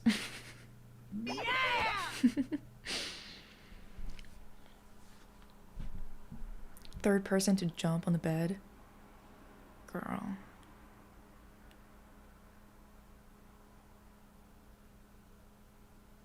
Oh yeah, they were doing it on Weekly Idol. Ugh. Before realizing I was a lesbian, I didn't know anyone found that attractive. I remember thinking the Eve dance being funny, but my friend was genuinely drooling over that shit. I thought that dance. I think that dance is pretty good when it's done by dancers that are really good. Like Kai doing it, I can see how, like, how dance wise this is a good move. But then everyone else doing it just doesn't look right, and it's because I think that you have to be like a lot more capable as a dancer to pull that off, because it is kind of like a cringe move. Girl soaking is a 3-man operation. The third is to make sure it doesn't go further.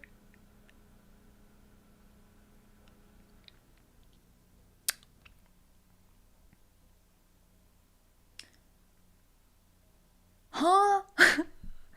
God, they're so perverted. Like, this is so much worse. It's so much more like sexual. You know what? If it wasn't because of some religious repression, I'd be like, whenever, whatever floats your boat. If that gets you up, diva, whatever. But this, like, please. The day I found out about existence of Mormons was a cultural shock for me. The naive Russian girl wasn't ready for that. No, same. Same. I'm still scared of them. I'm still scared. They're everywhere too. They're fucking everywhere, and they're so weird. They're so weird. And they came up with it. They had a guy named John Smith or some shit like that, and I'm not even kidding. That's how basic ass Anglo-Saxon name he had. He came to them and he said a bunch of bullshit, and they believed him. And that was like 19th century. If not even 20th century, some shit like that. Like, are you guys not embarrassed? It's so, like, at least with the Bible and whatever, it's so fucking old, it's hard to prove things. But with this mofo, please.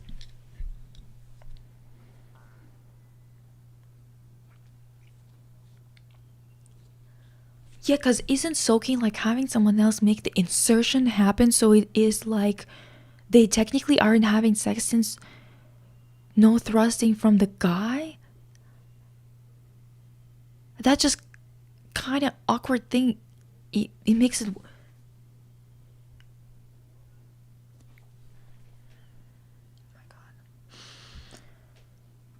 Make it stop. What?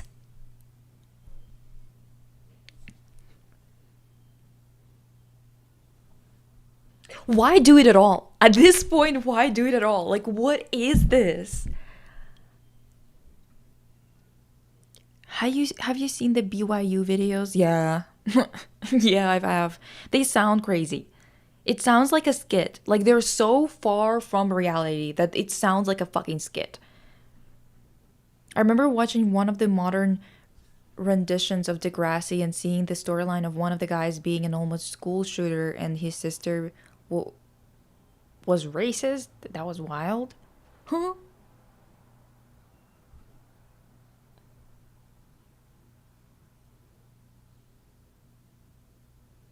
What the fuck?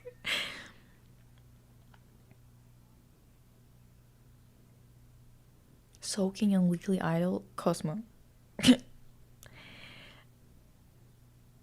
I can't with all the Mormon ads I see on YouTube. I thought it was because I watched a couple of videos about them, but then I clicked on why I'm seeing this ad. Turns out it shows to everyone in my country. What? Aren't you in Europe? They're recruiting in Europe. It's so fucked. Ew, God, this is so like they're creep me out. They creep me out.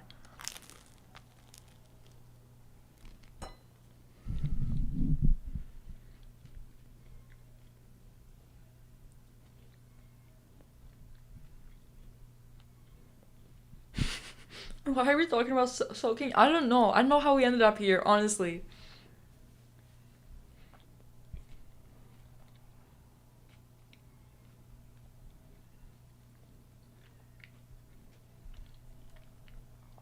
Imagine being the third when soaking.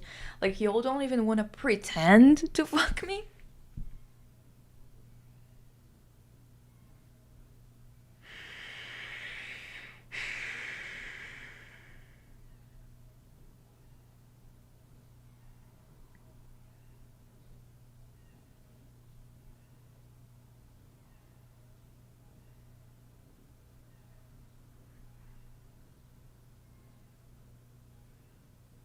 Mormonism feels like if someone made a parody religion to make fun of the concept of religion, but they're dead serious. Exactly. It sounds like a joke. And yet Nara Smith is part of it. And her boy, whatever Smith he is, Lucky Blue, fucking freak. Soaking sounds so fun for real, those pervs, like a mini game to get to the point. Like a mini game? I appreciate it from a game design perspective. Dude. What did I just come into? Mormon shit? Ew, gross. Exactly.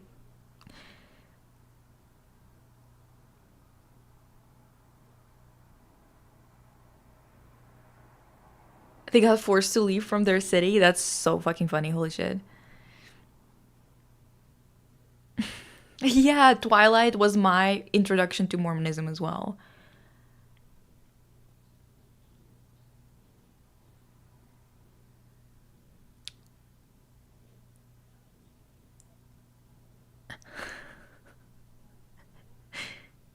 The language barrier saved you from understanding what soaking is. Great. So many ads, Mormon ads. I get IDF ads every day. It's insane.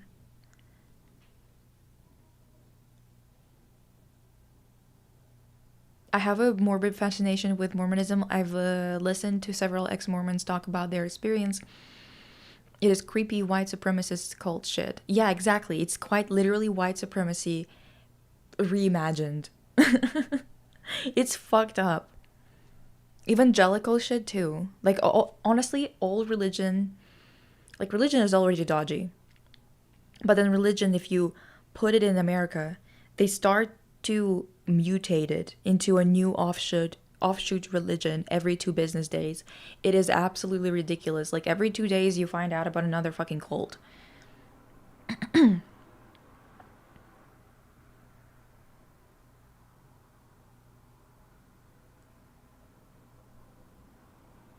Scopa soak? What? Mormons on YouTube, Seventh Days, People IRL. Seventh Day? What the fuck are we talking about? In an already pretty religious Christian country. Ew, that's bad. That's gonna cause a lot of issues. That's gonna destabilize the country, like, a lot.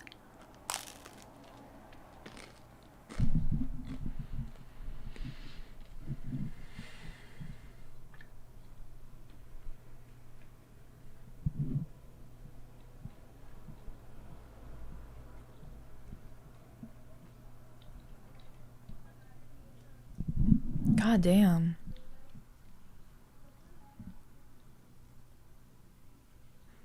First time I heard about Mormons, I was in 4th grade, and one of my classmates was Mormon. She was so lesbian coded, though. Is she? No? What happened to her? Wasn't Nara Smith just Catholic, but her husband was Mormon? Yeah, I think so. I mean, Nara herself is like, I think she's half South African, some kind of African country, and half German. Not a good combo. If you know, if you know, you know. If you know history, you know what I mean. I'm in northern England, so I'd say it's unusual, but I remember these 2 American guys handing out leaflets.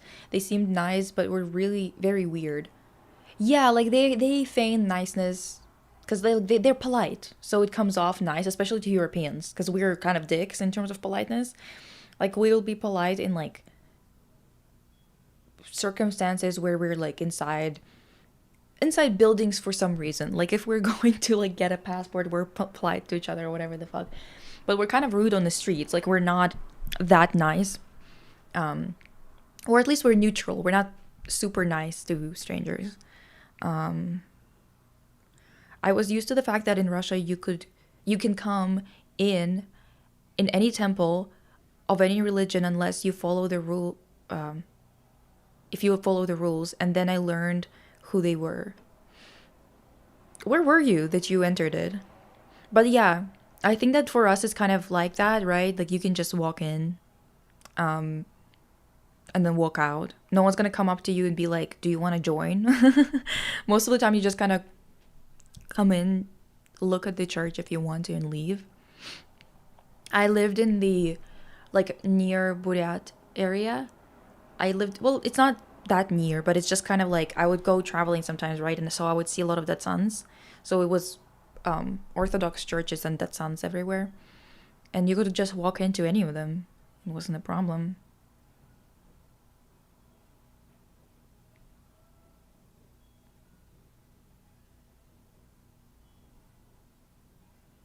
Yeah, Utah sounds fucked.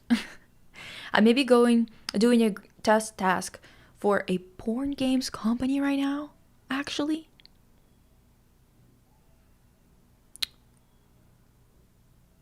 Huh? What?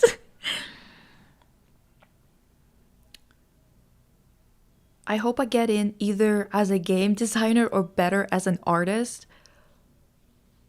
There are porn games out there? What? I forced I was forced by my racist union making fins film about my culture and not about magical girls, and I'm pagan, but our religion includes some Christian and Islamic notes because colonization. I don't know what you're talking about, Diva.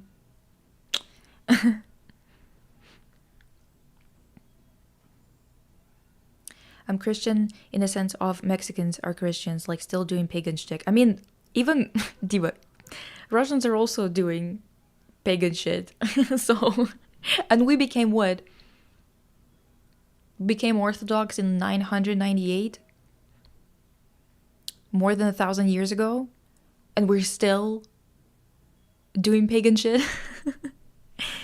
I don't think anyone here is into Mormonism or the other thing. Адвентисты седьмого дня. I don't know the English name. Is that a Western invention or is it our invention?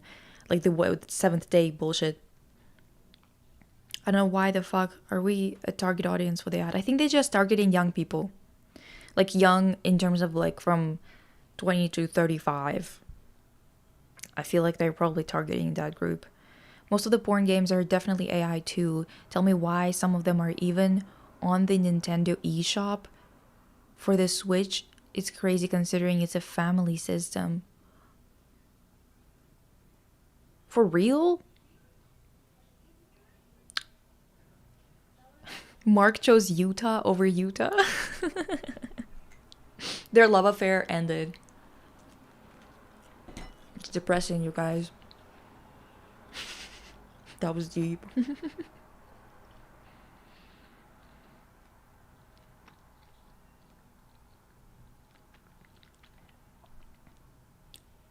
Free anatomy practice, not even free, they'll pay me for that.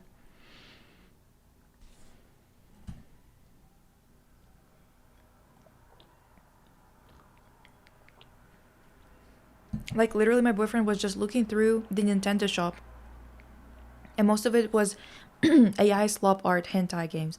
What? Isn't is Nintendo allowing just like uploading games like Steam does?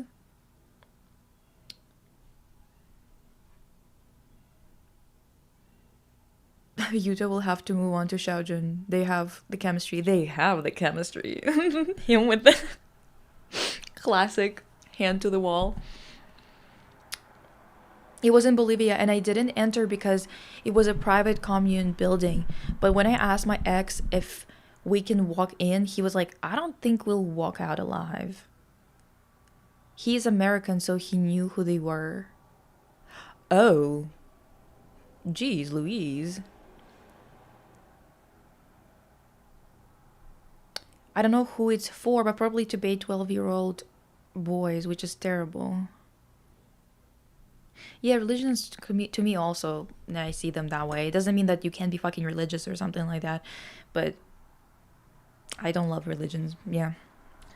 I don't know how it works, but even then, it shouldn't just be all on there. I don't think the pictures are uncensored, but it literally says hentai right there.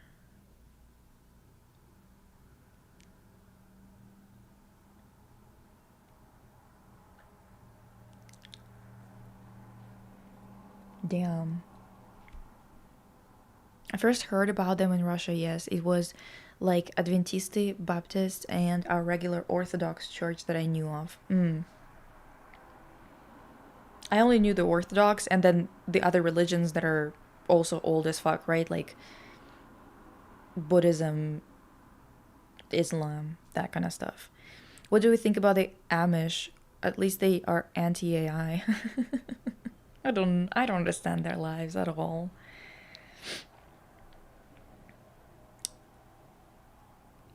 They have idols. Yeah. Speaking of religion, has anyone ever watched Moral Oral? Um I I read what happens in it, and I believe I might have watched a video essay on it. And kind of dark, eh? I think some Japanese game devs need to seriously be investigated. Yeah. Yeah. No, but the amount of cults that appeared in post-Soviet countries after the fall of Soviet Union is kind of my Roman Empire. Oh, it's so depressing, dude. It's fucking depressing. The amount of damage that's been done is fucking insane. Literally, actually, it first like the cults in the post-Soviet era, but then also the 2011-ish import of evangelical takes on orthodoxy. Like Orthodox Church is already like, it depends on where you are, of course, but it's already got issues, just like every other religion does. But there was a shift that I noticed because the thing is, I went to religious school not because I was religious, but because they had a good like languages program and good like humanities program. So I went there from grade 2 to grade 8, I believe, and it was an Orthodox church, not church, Orthodox school. So there was a shift in like around 2010, 2011 when there was some kind of cultural exchange, let's say it that way, with, I believe, I should look into it more, but I've seen this video discussing the import of evangelical shit around that time. Putin was meeting with someone, and then it was kind of brought back home in a way where they started to use it the same way as they do in America, where we had such a like a long period of separation, real separation of church and state for such a long time that it was kind of a forced reintegration. I remember that basically we were kind of we didn't have much money, like the school didn't have much money. And then suddenly around 2010, 2011, we started to get like all of our priests started to have like really elaborate outfits, and their chains, like the gold chains that they had more variations of them. They put a massive gold cross on top of our school. They started to drive around in like really expensive cars with dark windows, tinted windows. It was as if they became a mafia overnight. It was so night and day. The school changed so much. We used to have like a secular what is it, school director, or principal, and then somehow afterwards we got like a priest. And it was such a weird shift. And the thing is, I'm not religious, but I was just kind of like, where the fuck are they getting all this money from? Why are they moving like a mafia unit? It was a very big shift, and I started to see a lot of like a lot more of the officials, the government officials, showing up at churches for like Easter stuff like that. You know, like it became a thing that was kind of nationally acknowledged all of a sudden. Because I remember that when I was like 8, it wasn't that big of a deal. Like Orthodoxy was just kind of like there, but it wasn't integrated into Russian identity as at least in that time. Obviously it was before the revolution, but then after, it was kind of like not that much of a big deal. Even though my grandma was religious, she was just like personally religious. She didn't you couldn't collect money and stuff like that from people, which I think is a good thing. Just be religious. Why do you need to be collecting money from people? Anyway, let me grab my charger.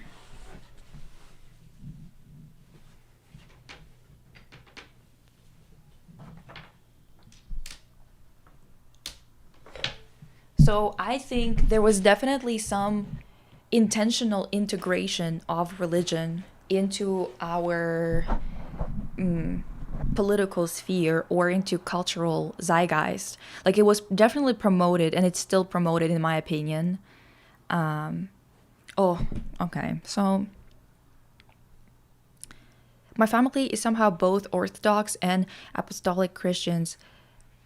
Every time I try to ask my mom how it even works, she's like, I don't know, Diva, it's what it is. I don't even know what Apostolic Christianity is. At least I don't think I do. My religion teachers once said that families were only father, mother, and children. Not in my case, mom and child. So basically, I don't count as a family. What? Huh? That's crazy.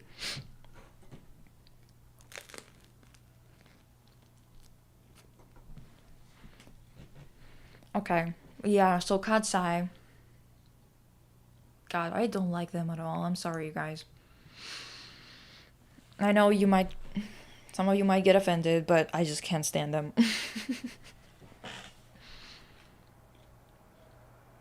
Oh,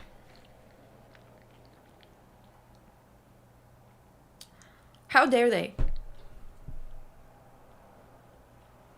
This is blasphemous. Okay? They have Laura be Corky.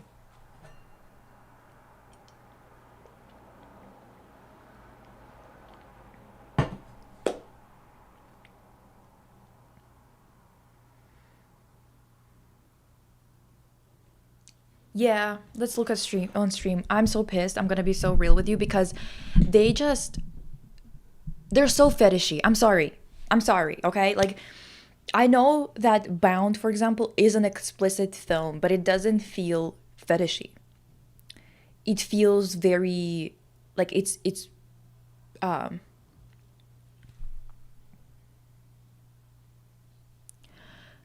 Lisa, I'm gonna die. They're cutting electricity for hours and no water in my country.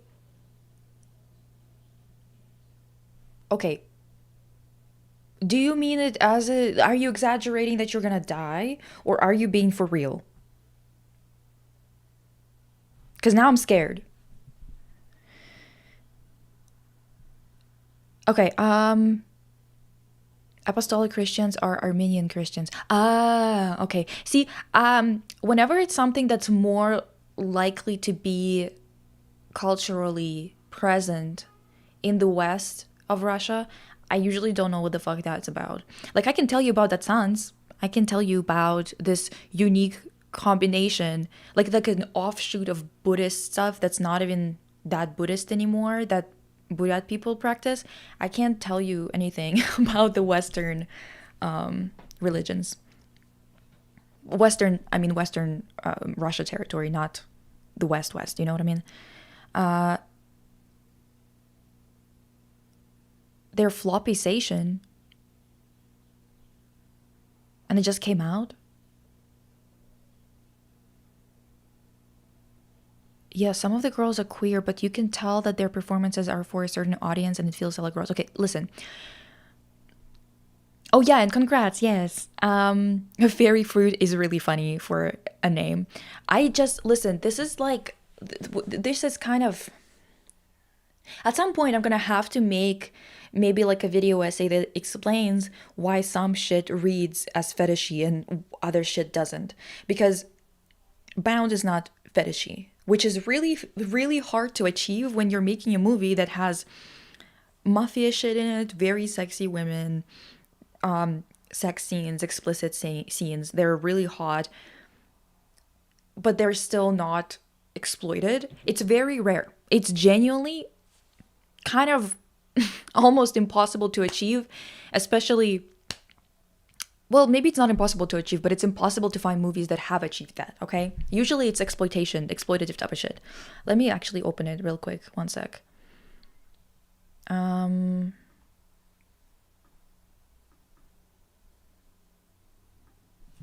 What's it? Katseye, okay.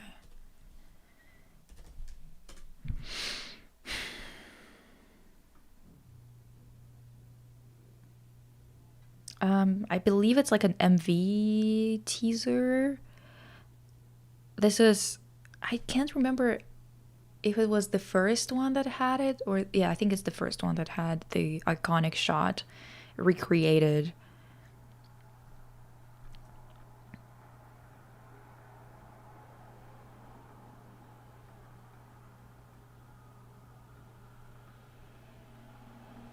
Wait.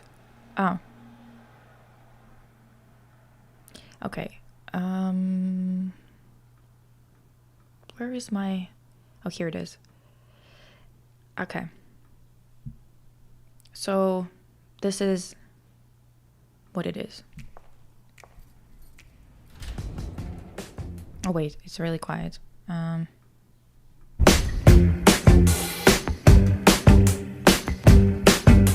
gonna be stopping it every few seconds because I don't want to be copyrighted because of that.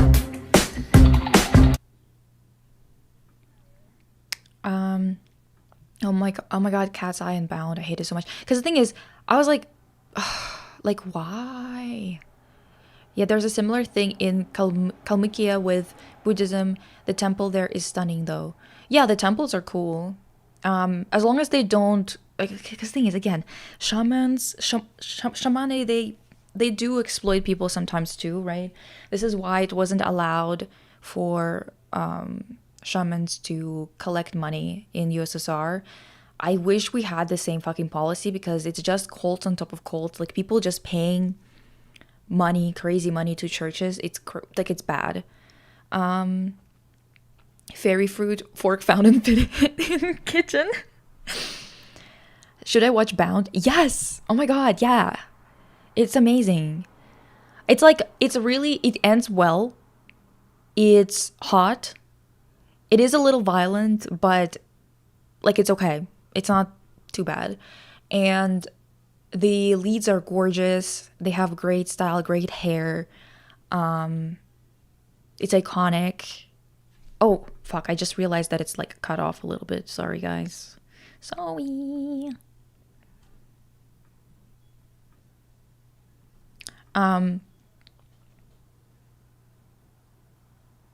I also haven't seen anything from new from Katseye. I'm just referring to some of their live performances.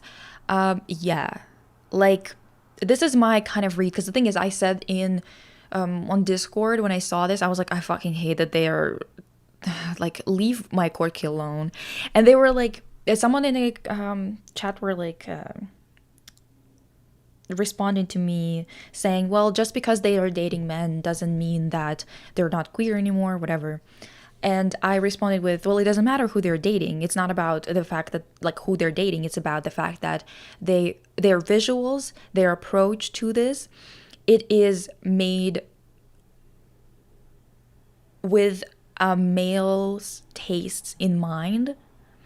So it is very fetishy and it is very much a girlfriend of a guy who's looking for a third type of deal.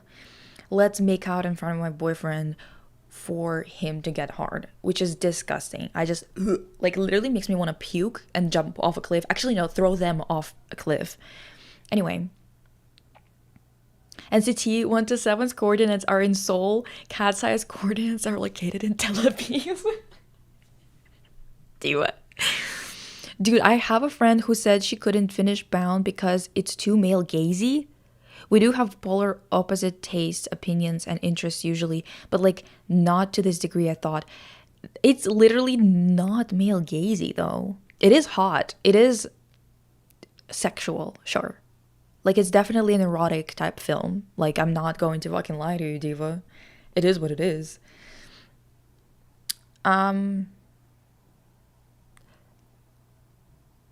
Wait, yeah. So the Bound reference, okay. Right. Here. This is quite literally the shot. But again,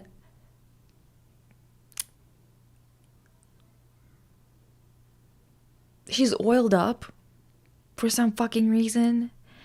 What's hot about a scene in the actual movie and why it's not male gazy, which is not the right term to use, I know, but this is how it's used nowadays, so we're just gonna have to fucking go with it.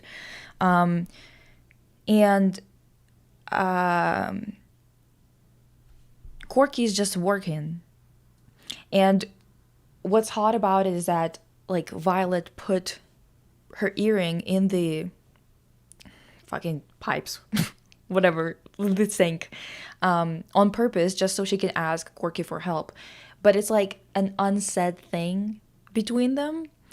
And Corky just comes in to work, and this is not like,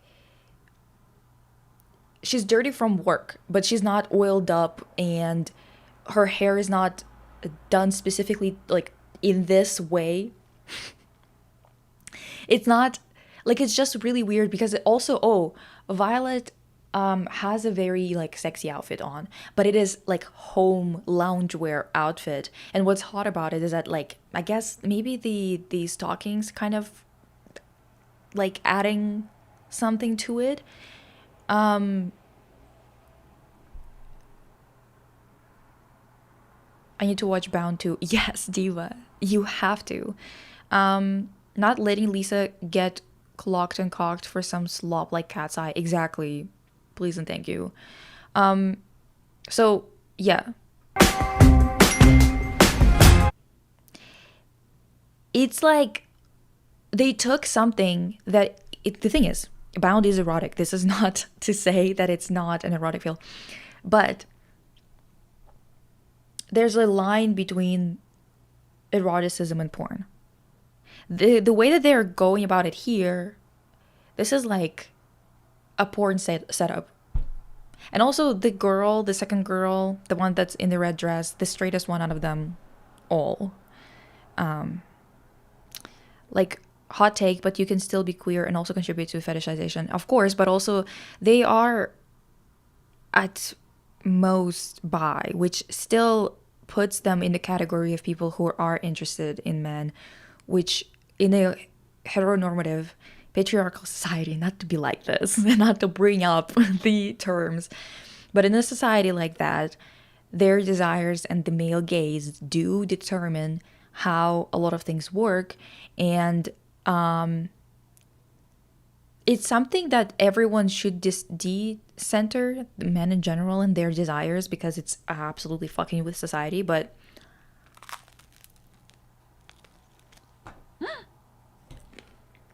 oops.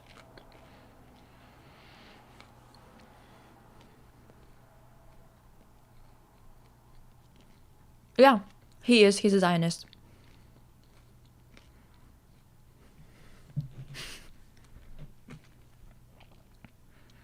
It's like when one of your friends asks you to make out at the club because they want to make a guy jealous. And you're like, you know? Like, how about no?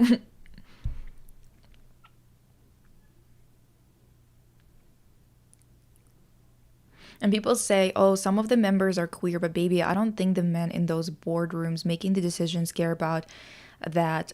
It's male gazy the way Sabrina Carpenter is male gazy, male gazy for women. Um,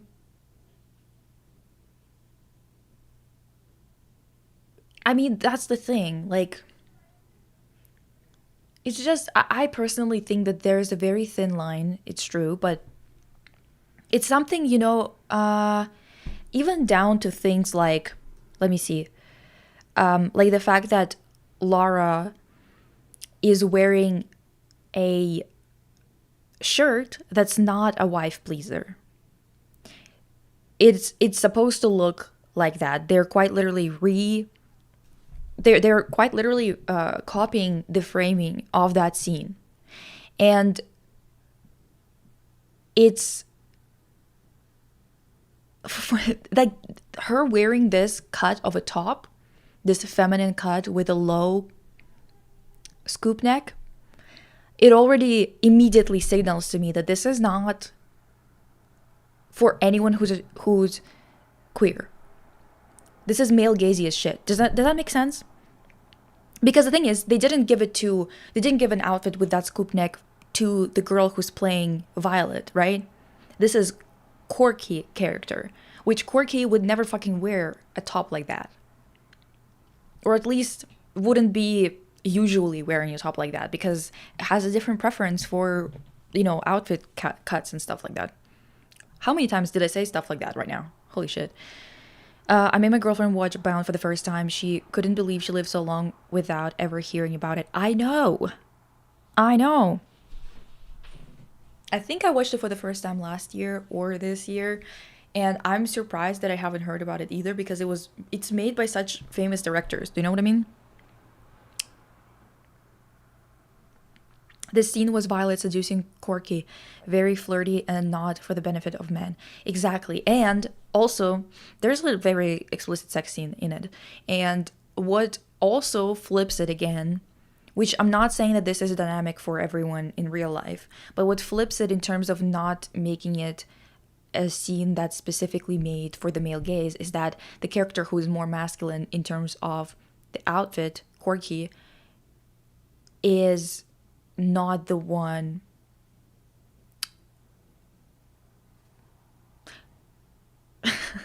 being dominant in that scene, which kind of flips the script once again.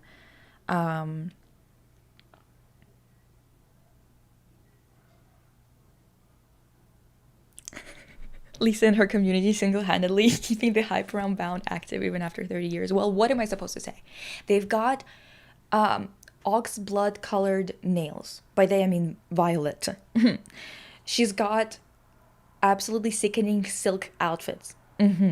She's got hair that's styled slightly, vaguely, a little bit like the 30s, a bit 50s maybe. Kind of a combination of both. Not too flat, not too poofy. You get it. We've got Corky with her tattoo and her wife pleaser that's all dirtied up. Are we seeing this? Look at the material. They should pay us for promoting at this point. I know. Ugh. It was Daniela looking into the camera and winking at it that made it feel that way. Exactly, because again, it's about who's watching, not about Corky. They're tapping into sexuality that's like kind of animalistic, and there's something at the end. Wait, I need to show you. See, freaky.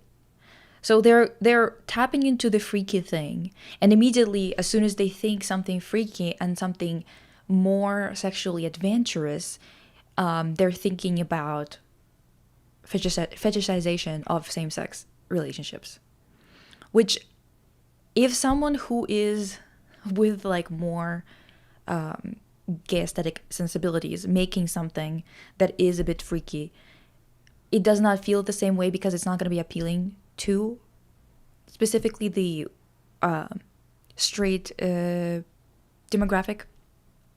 But when it's girls who are all performing this dominatrix thing that's a very male gazy specifically, not like it's just like falling under that aesthetic. It is definitely reading as exploitative, and especially with them, like them making out on the stage. There's a difference between Muna, for example, making out on the stage with whomever, and them doing it, because I don't know a lot of straight guys who are gonna be like, yay, two masks making out. But two femmes that seemingly are more concerned with how they look and if their makeout session is making someone fucking hot and bothered, to compare to actually being interested in each other. You can see it in the way that they're making out and stuff like that. You know, it's like, I just don't want to, like, this is inorganic, inauthentic, weird, and fetishy. Sorry.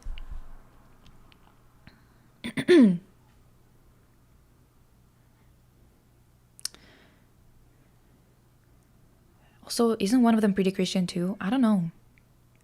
Yeah, make men bow down to your desires. Make that motherfucker kneel. Oh?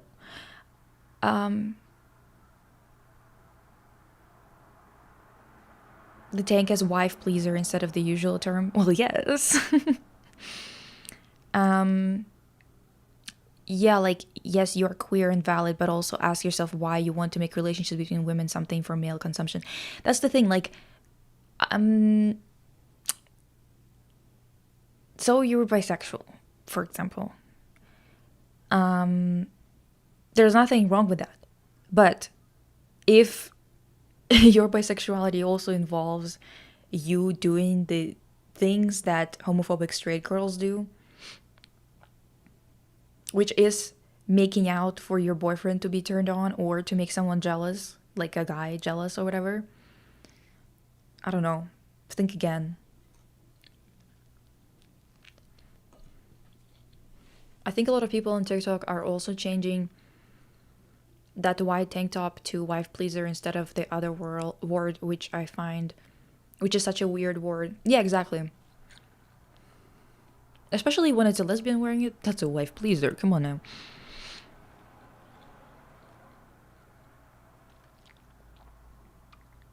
Eve does queer concepts way better, and she's not even fully out, by the way. Yeah.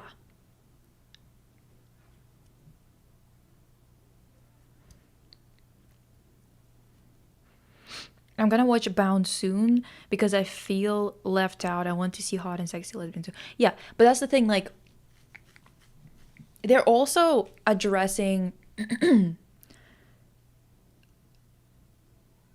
the whole dichotomy, I guess, between people who are clockably queer, like masks and butches, and people who are high femmes or femmes, talking about that whole dynamic of being able to be in it fully or not and stuff like that.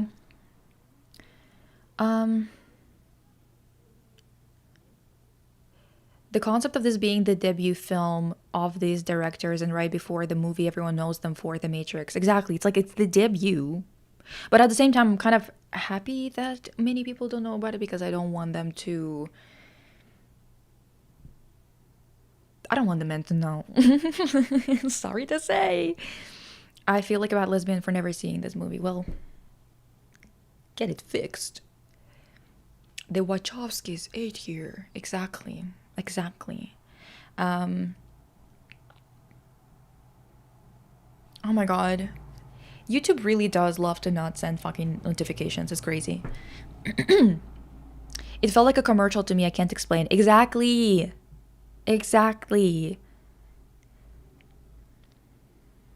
Why is it freaky? Well, I think the song is called Animal too. This stupid ass room.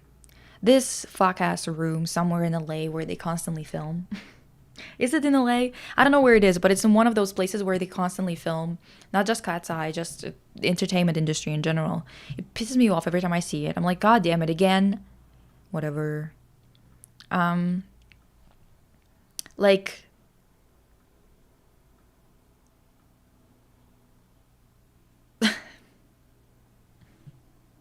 Divas.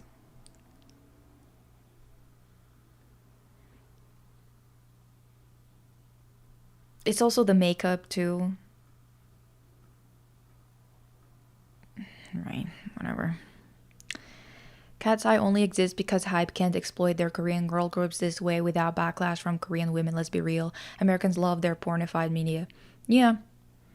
The thing is, I am not against sexuality in stuff, except especially if it is by grown people instead of, really young people. I'm not even talking about minors, because with minors, that's just a crime and they should be shot for that. Not the minors, the people who exploit them. Let me clarify that. Um, it gives the view queer women as a king for men and not an actual identity. Yeah, it's like an unserious thing. It's like a porn category, a sexual preference in bed, not romantic and sexual connection between people, which is kind of just gross. It's like it's a an offshoot of misogyny. If you don't see women as people, why would you see their relationships between each other without a man being involved as something to be respected, right?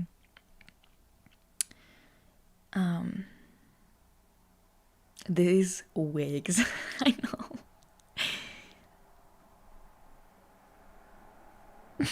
This is this also a reference to Corky? That she has a key for an earring? Well, she had tools for earrings, I guess.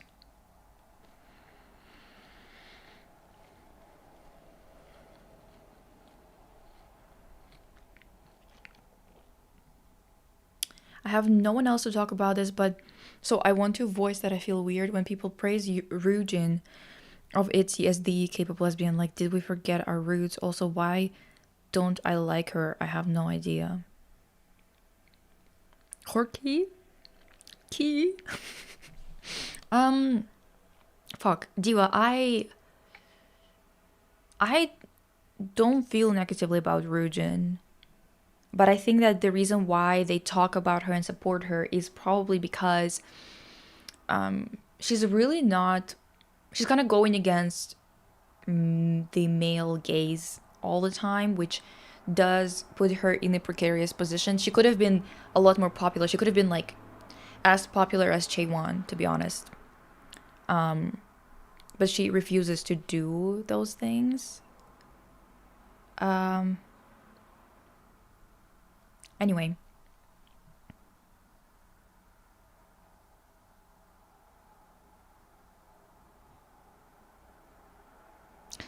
I think someone like Sonmi does sexuality very well. She fully embodies it. Like, Tail is a masterclass. IMO. Yeah, I agree. Like, it's not. It's obviously sexual. It's obviously very sexy in general, right? Like the outfits that she picked, everything. But it feels more embodied, I guess, in a weird, like, I don't know how to even explain that, but yeah, it does have something that separates it. And I think in many ways that's why it didn't perform as well on the charts, because she's not doing the shit that Kiss of Life is doing. You know what I mean? This key looks stupid. Couldn't they have found a prettier one? Dude, yeah. MT, she's just not super overtly feminine. I guess people think that equates to being gay. Like, yeah, I guess. Also, the fact that there are queer podcasts perpetuating lesbophobia is strange. Oh, I know what you're talking about. Yeah, yeah.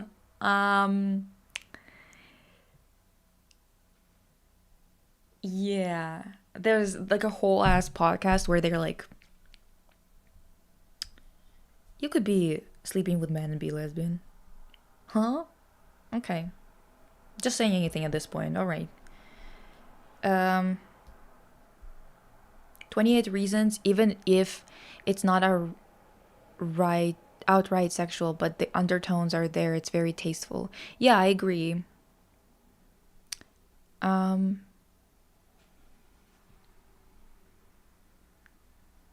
like Eve and Chu. Okay, gay. Irene and Silgi gay. Ryujin, I have no idea, but good for her for being a futch. Futch is crazy.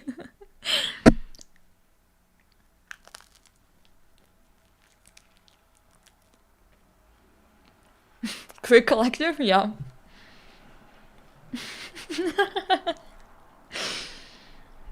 Dude, they're from Toronto.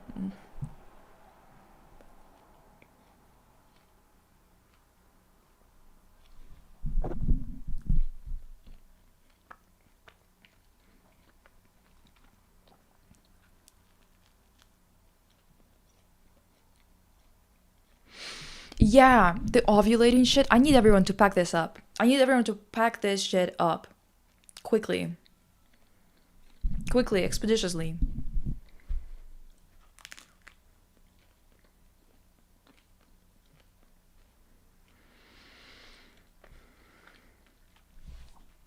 Actually, let me finish this and I'll tell you a couple things.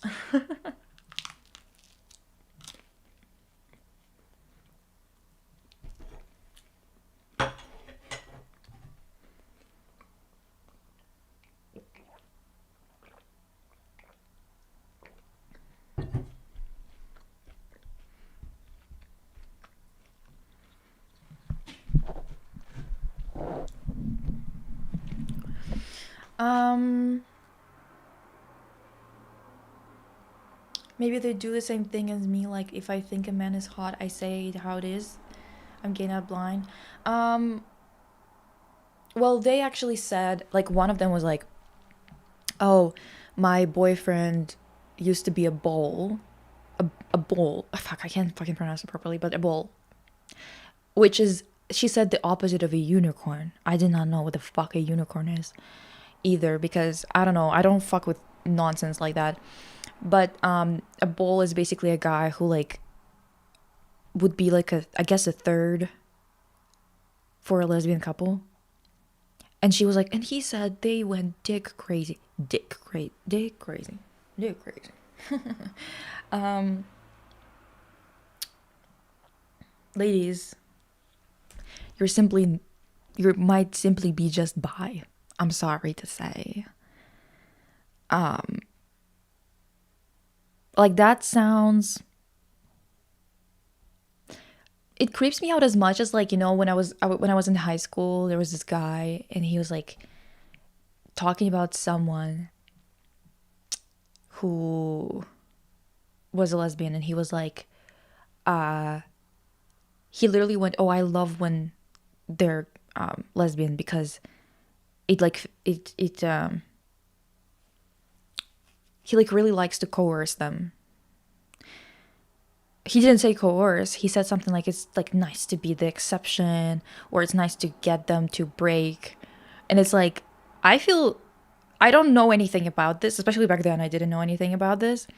I just feel gross. Like, this is rapey as shit. Like, there's no way in hell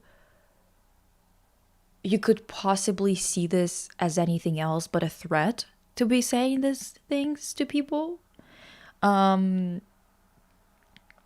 I was just like, oh, I'm gonna go because I'm scared of you. Like, you were like, he was talking about someone else and whatever. Like, I was not involved in this, but I was just like really creeped out. And I was like, okay, I'm gonna go. I don't like this at all.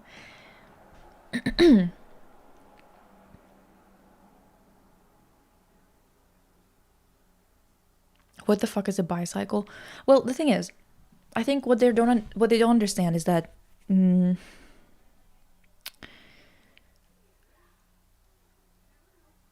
like, it's not unique to bi people to have different levels of attraction. And I don't mean different genders. I just mean, like, it's probably gonna be people, like, you could be with the same person for 10 years and then have a fluctuation of attraction to them for whatever reason. It does not mean that you don't love each other, or you won't stay together, or you can't just, like, figure something out. Whatever the fuck. I don't know. I don't know anything about long-term relationships. I don't know anything about anything. Genuinely know nothing about anything. But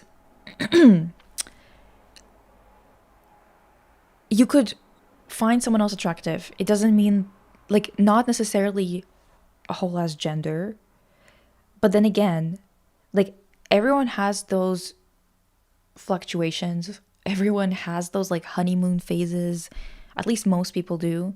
And then they don't have those. And then sometimes it reignites, sometimes it doesn't. It's just really weird that they are trying to put a label on it that separates them and makes it into almost a condition that would explain why they could at any point unceremoniously finish a relationship and not even take responsibility for stepping out on that commitment. Does that make sense?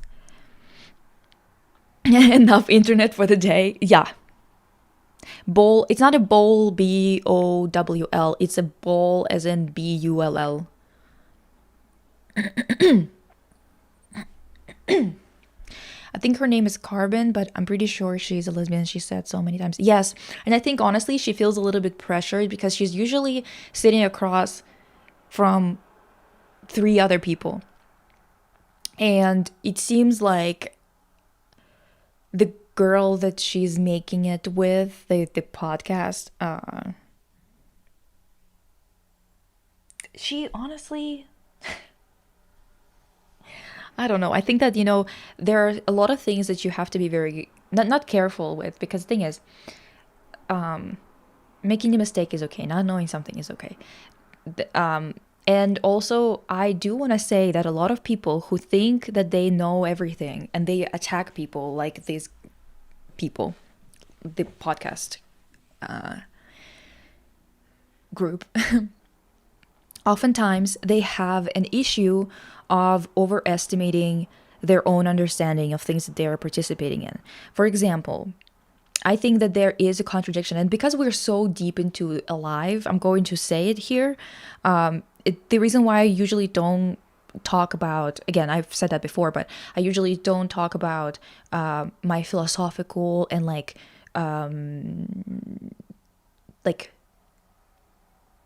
body and mind relationship questions when it comes to trans issues or trans identities. Why I don't bring it up is because I would want to have a more like an honest conversation that's about the intricacies of it, not about validity of it. So to me, questioning it somewhere, for example, in the short video or something like that, or a video where there's going to be a lot of views from people who have opposite views to me, I don't want them to have any ammunition, because we're already in a precarious situation where these people, the trans community, are in a very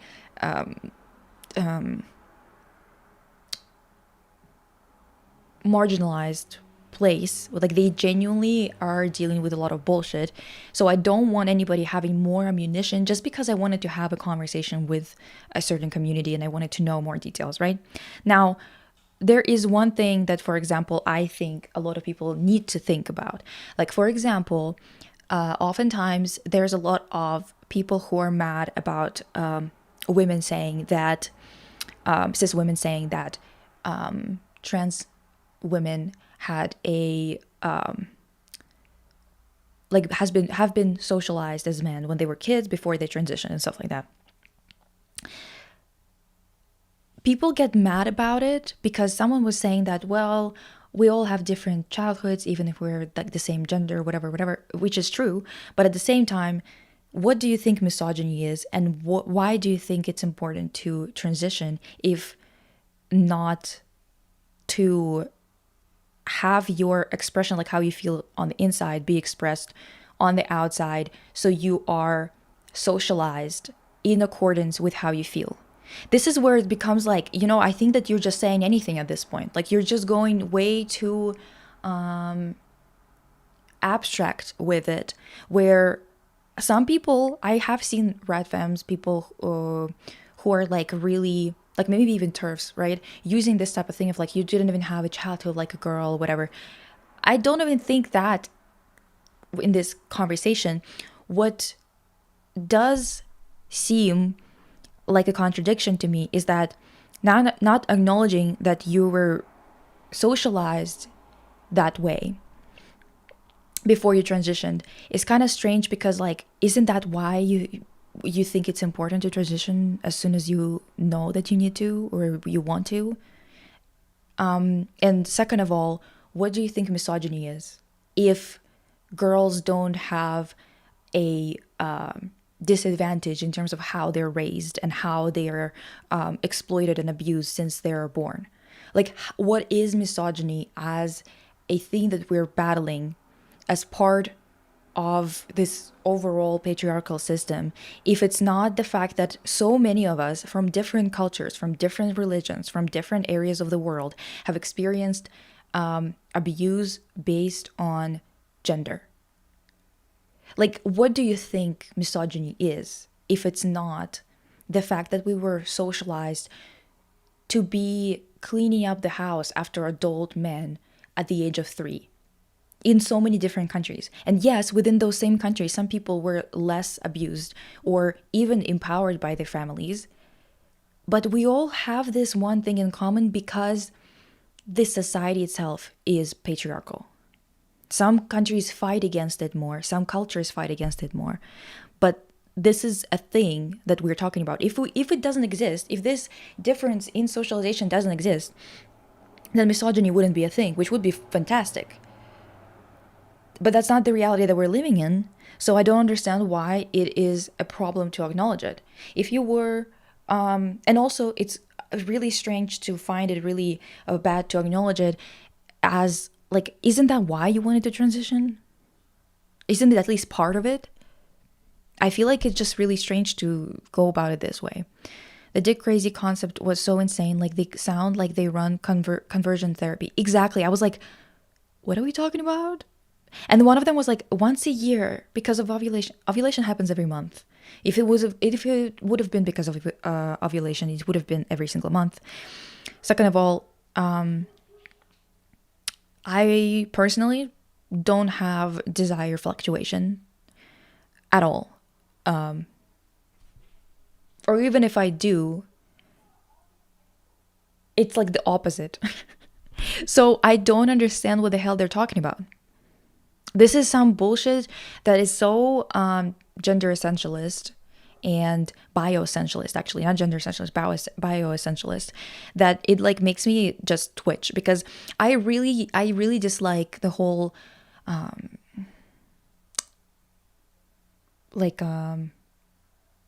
not, what is it called, like divine feminine, divine masculine, all that shit. I really hate it. I really do. I can't stand it, actually. Also, one of the hosts said her boyfriend used to be a bull. Yeah, that's what I said.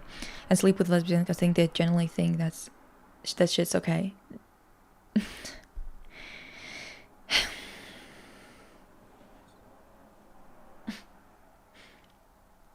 I rarely see straight women talk that way, trying to convert bi or gay guys into being straight. It's almost always guy.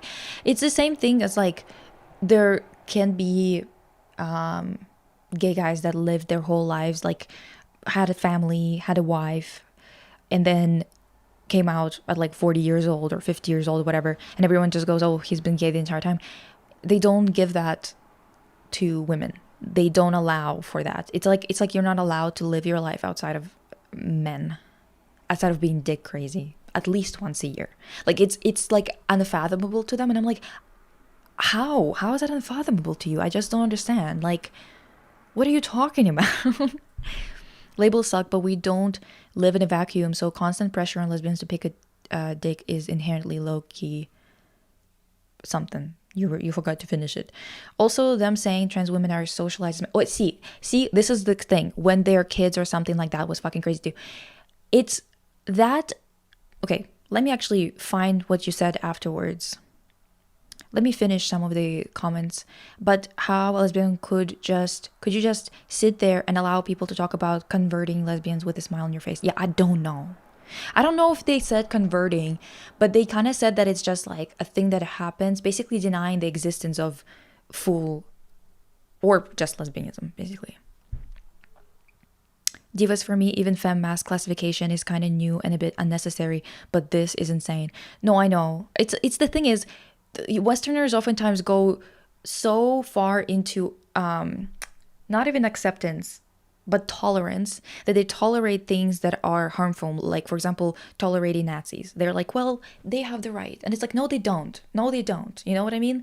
Like, if you personally feel attraction to men at all, even if it's once a year, you just bi or pan. It's fine. Like, who gives a fuck?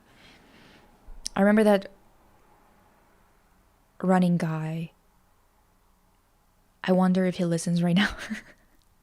I stopped dating alt bisexuals because I kind of projected on them my inferiority complex. My last one was nerdy lesbian like me, and she stopped talking to me after she used me. So what? Interesting. Agree that point. I'm a bit confused by, we are socialized in a certain way from birth. No, that's why we have these issues. That's why we have sexism, right? Like, what do you think sexism is, if not the fact that we are forcibly socialized differently? I do think people are socialized in a certain way, and that comes with privilege and oppression, whether it is man or woman. Once a year because of ovulation, I'm crying. Why would I want a man? Yeah, exactly. As I said, ovulation thing is something that would some weird cult. Yeah, from Love Witch would say, yeah. It's just not true that someone is raised as a girl or boy. That is an abstraction. The reality of it is that person is raised in their experience, social expectations one way, and actual experience another. No, this is what do you think? Okay, if this is not sexism, what do you think sexism is? If you don't think that girls are raised differently, which is actually a hindrance to us, this is not something like we got this special type of upbringing because we're girls. It's actually we were oppressed. We were oppressed from the beginning. What do you think? What do you think sexism is?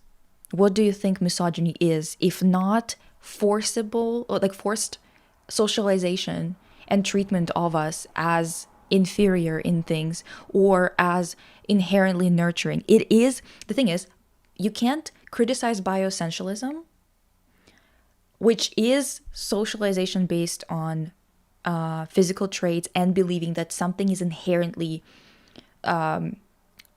based in your body and how you're born, like basically believing in nature versus nurture. Just like you believe in nature, that you're born a certain way, you have certain characteristics because of how you're born and things like that. You can't criticize bioessentialism while at the same time say that the socialization that's patriarchal and misogynistic does not raise girls and boys differently.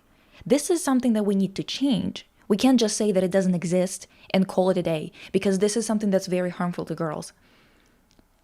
I think this is kind of like, we need to be a lot more thoughtful about this. This doesn't mean, like, it doesn't matter. Like, I don't think that it makes you less of a woman or more of a woman. If you avoided it because your parents decided to opt out of it, that's great, but the larger society is still predatory. This is why you could be working so hard to keep your child who's a boy out of all of this like misogynistic bullshit and still end up with a misogynist as a son. Do you understand? This is larger dynamics than your personal feelings, than my personal feelings. And I personally don't believe in bioessentialism. I don't think that, this is why the whole thing with ovulation pisses me off. Like, go fuck yourself. What do you mean that I'm like that there's like biological shit that kind of overrides your desires or whatever the fuck. So socialized to be misogynistic is just really vague. To be upset at a trans person for it is, in my experience, why communication is poor. There are going to be people who are going to be saying that you were socialized misogynistic. I think it's not that boys are even socialized. I feel like we're both socialized to be misogynistic. It's just the socialization that girls experience is very exploitative, and it will be like, you basically kind of, for you, this is probably why it would be causing dysphoria. Maybe not like physical, but what is it called when you're like feeling like it's not aligned with your gender expression, how people treat you, like the social context of it all. wouldn't that be the reason why it's uncomfortable? Because you're kind of being treated as something that you don't align with. It's kind of a part of it too. This is why it's weird to me to hear people say this. I do understand why they're criticizing those people who are saying that basically you're misogynist because you were like raised that way. But technically speaking, we're all misogynistic. We have to work to undo that bullshit. That's kind of the same thing as if you live in a racist society, which all of us do. We have to undo it by actively thinking about it, actively making, like, you have to be actively anti-racist for this to be an actual thing. Do you know what I mean? It's not just a thing that's ephemeral and that you can just say that you are you were opting in or out of. You live in a misogynistic society. It's going to be misogynist to you, whether you are a trans woman or not. You're still going to be experiencing misogyny, and you were just experiencing it from a different perspective when you were a child. You were not feeling like it was aligned, maybe not the misogyny, but the socialization wasn't aligned with how you felt. Isn't that why you want to transition, right? There needs to be logic there. This is why, by the way, we're talking about this 3 hours into a live, because I want to be talking to trans people, not to, or to people who are supporters, right? Not to some freaks who are coming in to find some ammunition to use. Do you know what I mean? Like there's this, oh, they talk about divine feminine and masculine bullshit. Yeah, I can't do it. I hate that so much. Saying labels suck is a bit reductive, IMO. They kind of suck and they kind of don't, because the thing is, I think that some people go a little crazy with it. However, I do understand why they do, because podcasts like this one exists, which normalizes coercion of people who say that they're not interested in men. To they're basically normalizing, normalizing coercion. It's rapey. That's what it is, straight up. This ovulation is giving cold pseudoscience. Yeah. It's okay to be bi. Exactly. It's not a big deal. Or pan. By the way, what's the difference between pan and bi? I feel like, is it not the same thing?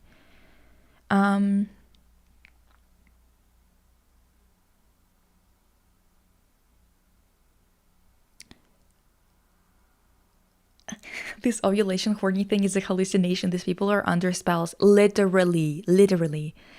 I recently found out my dad is woke. He asked, "Are you a lesbian?" I said, "I don't know." Long story, but didn't want to tell him then. His answer, "Try both, learn who you like. We'll love you anyway." Okay, TY Papa. No, seriously, dude. You know what? It's really crazy. Like, it's crazy how I realized that the evangelical shit that was brought in this 2010s really fucked with Russia heavy, because we had a lot of people who were a lot more chill and woke just because of, honestly, being raised in late Soviet Union, where, yeah, there was a lot of revisionism, and honestly, that's bullshit, and that's very un-Marxist, but the ideas of equality and this stable life has been around for long enough that people started to really have, like, be able to stand their ground on their beliefs and stuff like that. Socialization objectively exists. It just shouldn't be used to diminish someone's gender identity. Yeah, like, it's not like you are not a woman just because you didn't grow up as a girl, or you weren't socialized as a girl. You were socialized like a boy. Because the thing is, it's not that, it's exactly why you felt uncomfortable, right? Because it wasn't aligned. It is sexism. I'm saying socialization is not the one thing. It is saying trans socialization is also, well, yes, but it's oppressive because of a misalignment, right? Which is still, like, all of us are under a certain level of oppression. It's just, it varies. Intersectionality exists. My experience is not going to be the same as a Black woman's experience. However, it does not mean that socialization has nothing to do with the way that we're socialized. For example, Black girls are a lot more sexualized and adultified by adults to the point where it is very much predatory. Does that mean that I didn't experience misogyny? No, but it's just like it's all varied. The most eugenics of it is the trans or non-conforming experience. The most eugenics of it? What do you mean? The most eugenics of it?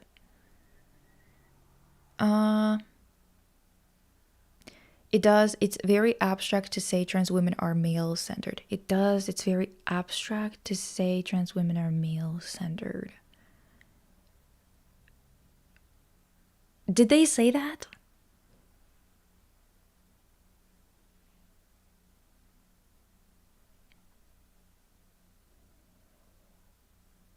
Yeah, we're all socialized to be certain types of bigotry, like to believe in certain types of bigotry. Some of our parents have put in the work to undo that or to shield us from it. Some of our parents actually multiplied the effect. It really depends, right? But overall, we do still live in a system. Like, for example, it's the same thing as saying, you know what? Actually, you are not forced to participate in capitalism when you're living in a capitalistic society. No, this is a natural byproduct of being in a system. You don't get to opt out of it. You can opt out of it as much as you can, but the effects of the fact that you are surrounded by people who are practicing it is going to be influencing it anyway. That's why things need to be changed and not just danced around or warped around, right? That's why we should be fighting to be adjusting things to create an equitable society. We can't just be like, it doesn't exist, now it's fine. It's kind of like how American government acted about slavery. They went, this doesn't exist anymore, that's it. None of the shit that the enslaved people worked for were given back to them, right? This isn't fair. This isn't actually redistribution or equality or even a real type of reconciliation of any form. And it cannot be simply an academic understanding. It must also be understood through praxis. Yeah.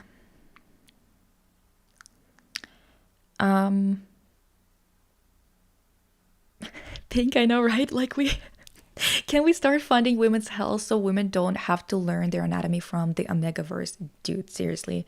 Everything leads back to misogyny. Yeah. For pan people, gender sex doesn't matter, while bi people, it does. Basically, bi people have a preference sexually, romantically, but pan people don't give a fuck. What kind of preference do they usually have sexually, romantically that pan people don't have? I wouldn't assume. That's why it's very deep in socialization. I think it's too complicated and shallow to cover the full experience. Well, I don't think it covers the full experience. But the thing is, saying that socialization has nothing to do with how we are and how we live and how we experience life and whether we're comfortable or not is both saying that, like, transition is not necessary because you don't see a difference between how you're treated and how, like, between the two states, unless, I guess, maybe you physically feel dysphoria or whatever, and that's it, and that's the only way you're feeling it. And second of all, it also entirely erases the fact that we, across the board, and I know that a lot of people in the West don't give a fuck about that, but across the board we have really bad abuse of girls going on that is very much based in patriarchy. It's really weird to deny that because especially if you're transitioning into from male to female, you are going to be experiencing misogyny, and it's going to be a part of something that you're going to have to give a fuck about, right? Because it's going to be something that you're going to experience whether you want to or not, because we're under a system, an oppressive system. I guess pan is more inclusive to trans people. There is no difference between pan and bisexuality. Bisexuality is just bisexuality but biphobic. Huh? But biphobic? Why? The thing is that a lot of bisexual people don't align with being pansexual. Bisexuality has always been inclusive to trans people. People just love to rewrite history instead of learning about it. I think pan is a new term, and bi has lots of history that people think imply exclusivity on modern times, but honestly, just use whatever term speaks to you. Okay. To my knowledge, pan is under the bi umbrella.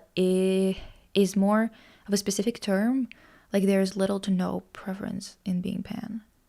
I'm not speaking for myself, but yeah, some bisexual people align more with the idea of two sexes than two specific gender presentations. Why do we need a term when trans women are women and trans men are men? That's what I was thinking about. Because if you're just like into a trans man, isn't that just straight? Like,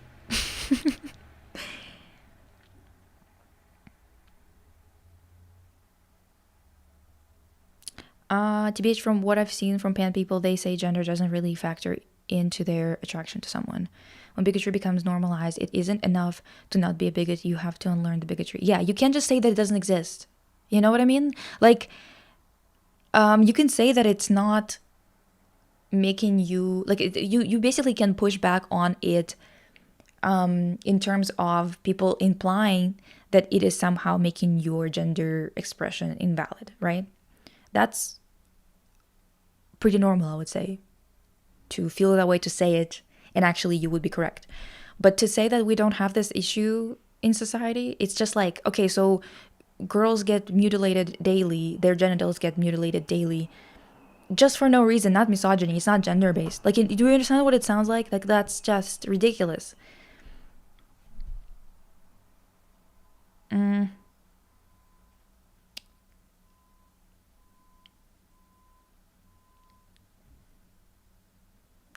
As human, we're social animals. We're inherently socialized differently all the time. It's literally impossible to have zero bias. That's why education is important and propaganda works so well. Exactly.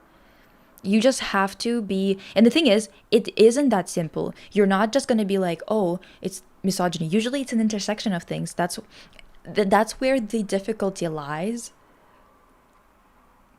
But it's just the type of difficulty and complexity that we're going to have to work in, genuinely.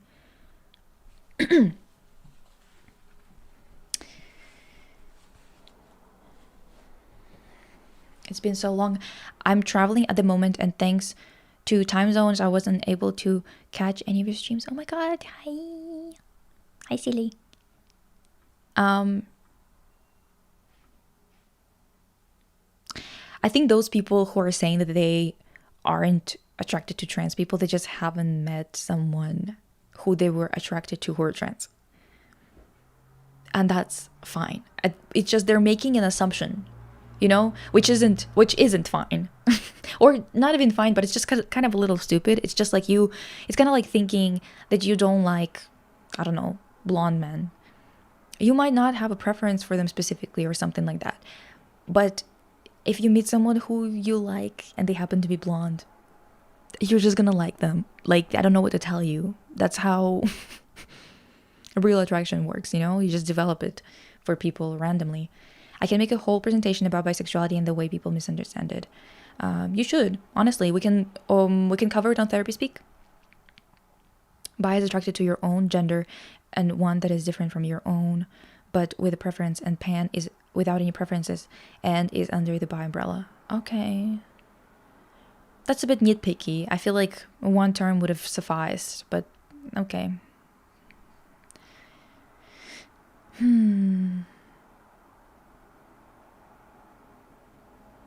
FGM is so fucking evil, it makes my blood boil. Yeah. I actually talked about this girl I know. She had this done to her. And we were talking about how Westerners just don't fucking understand how crucial it is to be fighting patriarchy, and how many people who are here become way too soft on exploitation, because they're like, all they're seeing is the people who are like, for example, in sex work, decide to be OF models or whatever. And it's like, well, it's their decision. And it's not saying that they can't do it or whatever. Like, I don't give a fuck about whatever they do. But having this like blanket statement of being pissed at people from the East who are really harsh on these things, when they themselves only experience it as an aggressive, violent thing, because they don't get the luxury of choosing. It's a very different thing, right? So we were talking about how like Westerners are really soft on a lot of shit, and they don't understand why so many people in the East are a lot more harsh on how they go about addressing these issues. And it's because things like FGM is a thing that she herself experienced.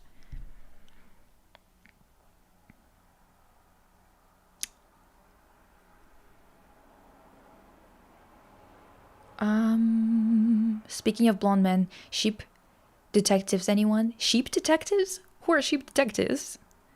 I'm not under the bi umbrella myself, just did some research about it, so anyone wants to correct me, feel free. Fair enough. I hope it's not like these conversations are not alienating anyone who's like a normal person in the chat. Because I think it's something that we have to be discussing. Otherwise, we're going to be in a situation like those people at that queer collective podcast, where the confusion and the you do whatever you do whatever you want, can lead to endorsements of D-word breaking tendencies, or endorsements of rape culture and stuff like that. Like, it's not, we need to be talking about these things and having these discussions. I remember seeing this discourse plus 10 years ago, so I know, but I never want to lesbian-splain. Do you mean the bi versus pan thing? Our boy Nicholas is in Sheep Detectives. Sorry, I can't participate in the main convo. It's very late. My brain is a mushed potato. Oh, okay. Yeah, I think I heard of it. It's like a smaller kind of film, right?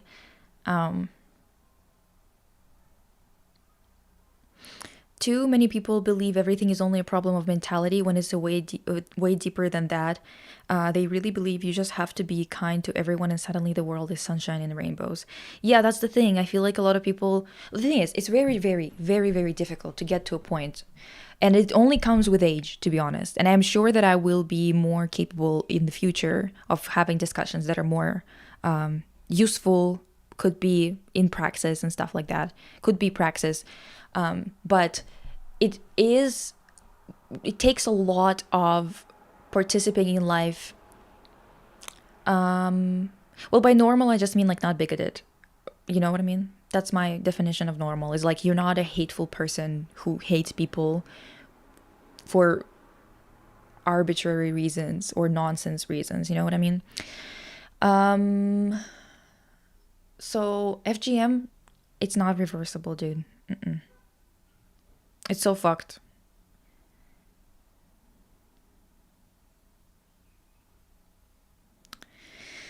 It's like genuinely disturbing.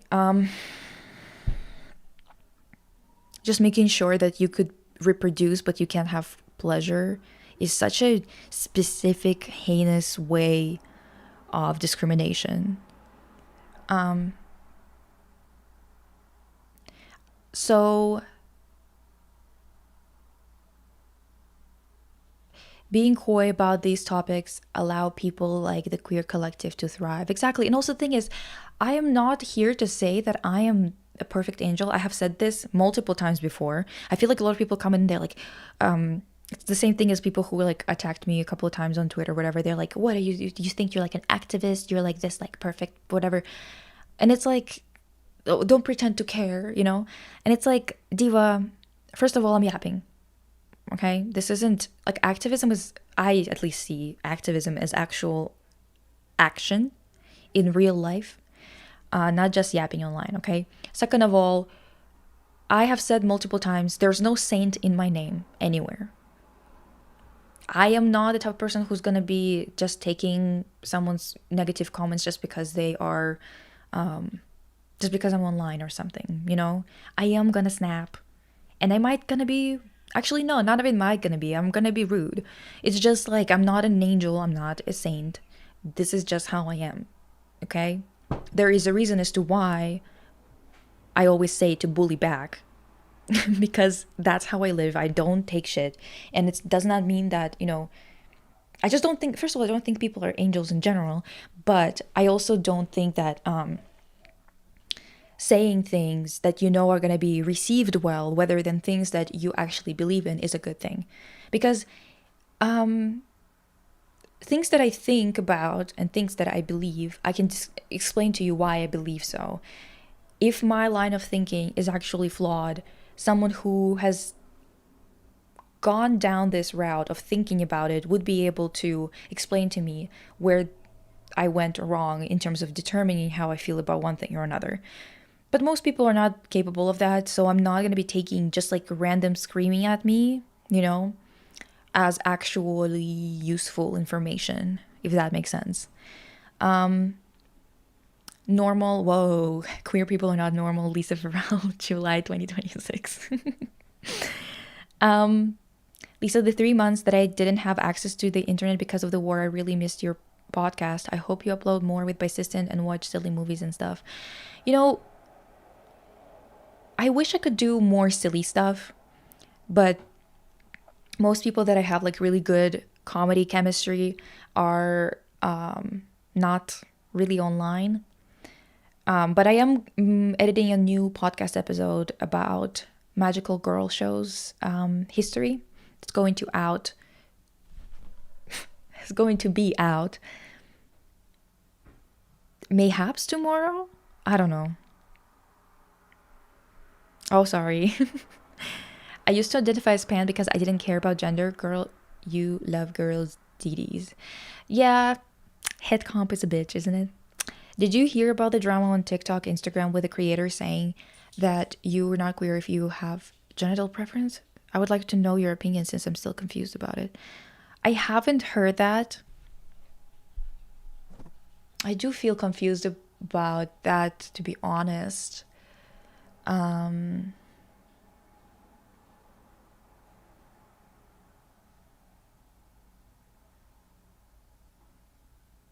Because I'm sure it's not that. I've thought about it before, but not for a really long time to like really give you like a rundown of what I think, because to me it seems quite complicated. I feel like you have to have very strong feelings about your preferences and have very strong opinions about what you like to have really strong like opinions to express on it, which I don't think I have. I've never been in a situation where like I was attracted to a person but not specifically the genitals. Like that's like it's really weird to see them as separate to me, which, but also, is it even important? I don't know. I feel like you have to have really strong feelings about this to have an opinion, and I really don't. Bye, Diva. I hope you'll be well. I'm looking forward to your next main channel video, but I'm currently using train Wi-Fi and it's way too slow. Okay, bye. Have a good day. Did someone say titties? And see titty immediately here. How do I bully back? Whenever someone bullies you, just fucking push back, Diva. That's how you do it. Not to derail the convo, but does anyone know about the voice memo guy? Oh yeah, that's bullshit. Some people are saying, oh, like he was just like asking for consent. No, you can't give consent ahead of time. Sorry, guys. You can't consent to things ahead of time. Consent can also be revoked at any moment. on top of it all, he's just a loser. Like, he's so desperate for some coochie. Like, he's just coochie begging on main. We don't even have to go into the ethical questions of it all. It's just like, that was lame and unattractive, and you're desperate as fuck. Who gives a fuck about you, man? Like, I understand everyone's like, yeah, I've heard a lot of people who are think that they have more leftist politics, but God knows if they actually do. They have this more favorable view of this guy sometimes because they try to push back on the male hate or whatever. They just really love men for some fucking reason and really want them to get better treatment as if they don't already get preferential treatment. I don't understand, honestly. It seems to me that the right way to go about this was and block him. Let him hang out with people who don't mind being talked to like they're whole. Why not, right? Just go hang out with people who are also just as pathetic as you are. Like, why do you gotta be bothering me about it? Anyway, FGM is terrible, and I only ever seen it up to this point talked about to push imperialism and the otherization, dehumanization of people in the global south. Exactly. That's what we were talking about with that girl, and yeah. She's a commie, so I need Lisa's take on it. She's going to combust. Exactly. No one is perfect, and it's really okay as long as you are open to educational discussions and debate. It actually does more harm than anything to seek that perfect activist level all the time. That's how people usually try to discredit people who are on the left. When you're on the right, you could make as many mistakes as you want, and all of them are excused because you're on the right. Like, people just think that half of the people think that you're a shithead, and the other half will take anything as long as you promote the views, right? And on the left, you're like supposed to be like perfect, I guess. You're supposed to be somehow a Virgin Mary, basically, and at the same time, you're supposed to be like, basically you can't make a single mistake, which I think is dumb. And if you are an actual leftist and you, like, for example, you're a Marxist Leninist or whatever, seeking for perfection is antithetical to progress. Succumbing to discussions versus instead of action is the opposite of what we're supposed to be doing. It is actually destructive to the movement. Succumbing to bureaucracy is actually one of the tactics that have been used by people who were implanted into movements to derail them, to consistently postpone action for the sake of having discussions and debating out topics until you come to a conclusion that everyone is happy with. You know what I mean? It's actually been used multiple times. It's like basically the basis of derailing leftist movements that the CIA mostly participate. Oh, not sorry. If it's, well, it depends on where it is. If it was abroad or domestically.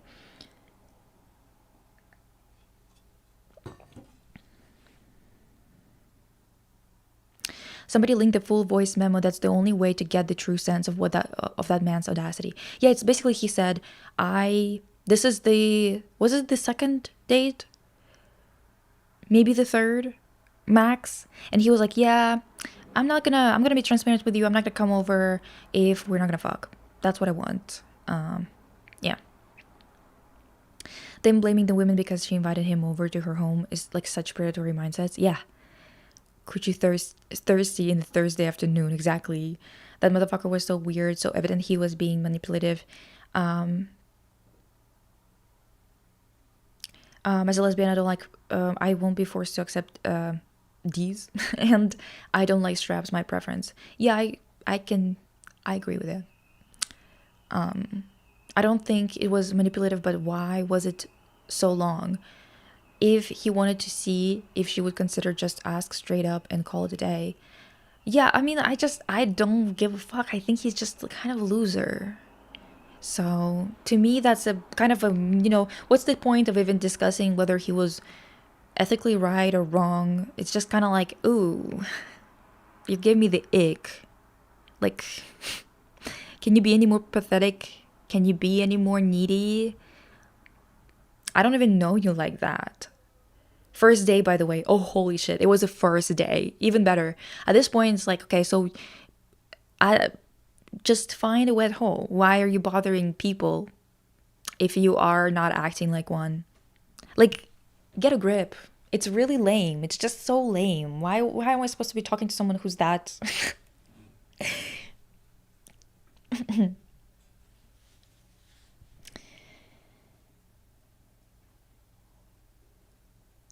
Can someone tell me how people approach the ace thing nowadays? I grew up when it was considered parallel to you being lesbian, bi, etc. But I still see discussions about it 15 years later. Parallel? Do you mean like they don't cross over or what? Like people equating ace with arrow ace. Also, why are there discussions about that still? I think it's discussions because people are really weird about others not having sex. People are genuinely like so strange about it. Invasive. Suddenly everyone is an expert. They like to get into the nitty gritty, even when they themselves have very unsatisfactory, below average sex lives, even fucking going into the negatives in terms of the experience.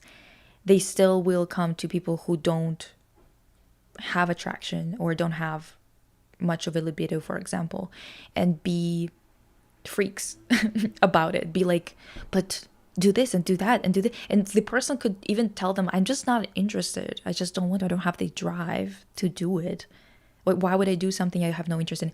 And they will still not take it. It's ridiculous.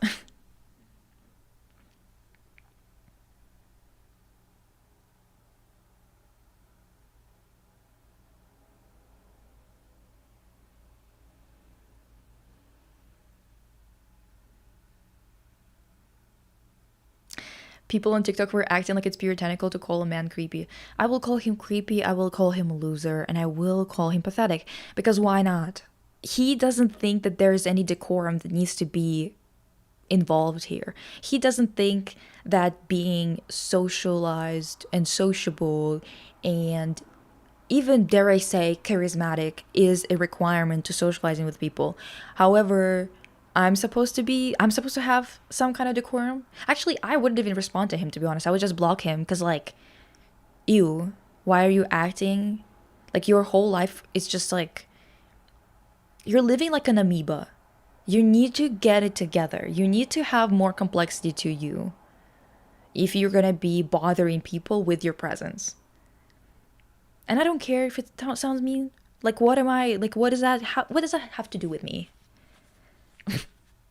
That's not my problem. You said a bunch of nonsense. You were forward in a way that was gross. I can be forward in a way that's mean. How about that? Just no men have the audacity, and sometimes white women act a fool online trying to defend them. Yeah. Wait, did y'all see that Bela said it was a failed experiment? In what way? Like, is Bela still like what is their identity now? Actually, I don't even know if I care. I don't like that. I don't like that they did that. People think too much about sex. Go bird watching or sometime. Like, genuinely go do anything. Something that will make you more interesting, engaging, a person who, like, because the thing is, it's like this desperation that these people reek off also. Like, they think that, and even when they're unhappy, dude, even when they're happy with their relationship, they're still gonna be forcing relationships on you as if you should be miserable too. It's weird. That man was the definition of a sex pest. We must decouple sex from reproduction. I think this is where a lot of the everyone should be having sex comes from. Sex is simply an activity. Some like it, some don't. Some are indifferent and no one needs it. I think that, yeah, one of the most dangerous things I think I see in terms of framing is a lot of people trying to frame sex as a need in a hierarchy of needs instead of a want or yeah, instead of a want. It is very dangerous to do that. And this is mostly the reason why so many people, even in dire situations where they can't even fucking find food or whatever, think that they can impose themselves and abuse others for the sake of fulfilling their needs. It is not, we need to stop addressing it as a need, because it's not a need. You're not gonna die if you don't fuck someone, somewhere. Like, it is very dangerous to do so, especially in a society that is so rapey and so and normalizes aggressive behavior and tries to explain it by fucking things like testosterone or something like that, which is idiotic. Men who are this horny are most definitely not good in bed. Exactly. That shit makes me feel stabby. Exactly. Because the thing is, it's also like, okay, why would anyone want to spend time with you in that regard? Because, like, you just want to get off. Why can't you just do it yourself? Like, it's not like you want to have fun and a good experience with another person. Like, you're genuinely just so horny. I don't know. Like, you probably, like, your brain is probably cooked in your fucking sperm at this point. If you're genuinely can't control yourself and talk like a person and be pleasant to talk to because you're that down bad, holy fuck. She just privated her Instagram and didn't explain anything, posted a story saying it was a failed experiment. Okay. Right. It's like reduced to the importance of taking a shit. I don't know how to say this clearly. Yeah. It's it doesn't have to be deified, to be this thing that you have to be reverent about. I'm not saying that. However, like, if you don't want to be, right? You could be if you want to. I'm not saying anything about that. However, it cannot be treated as a need, because this is perpetuating rape. Straight up. I swear sex is supposed to be the last thing you desperately need in any type of crisis. Exactly. Yet, what happens every single time? Stay away from men. If anything ever happens, like earthquakes, war, it doesn't matter whether that is a soldier from your army, like your country's army, or someone else's, the intruder's army, whatever. Stay away from all of them. And that's not a negotiable. Like, you have to, for your own survival.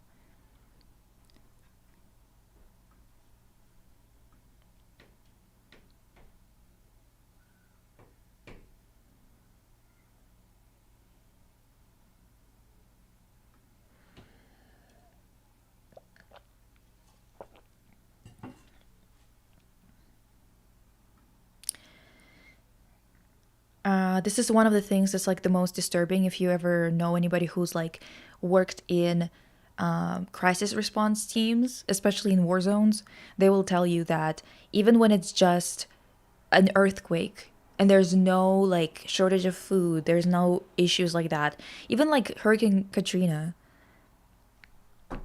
you know what happened if you're an American? How many women were assaulted immediately? They are it's inhumane, it's fucked up, and it comes from this culture of thinking that this is somehow a need. Like, misogyny told men if you do certain things you will be rewarded with a woman, and men stupidly believe that and now feel entitled to women in their bodies. The thing is, to begin with, you have to think of, like, you have to internalize that women are not human to think that you're supposed to be rewarded with a woman, because how can you be rewarded with another thinking human being? That's nuts.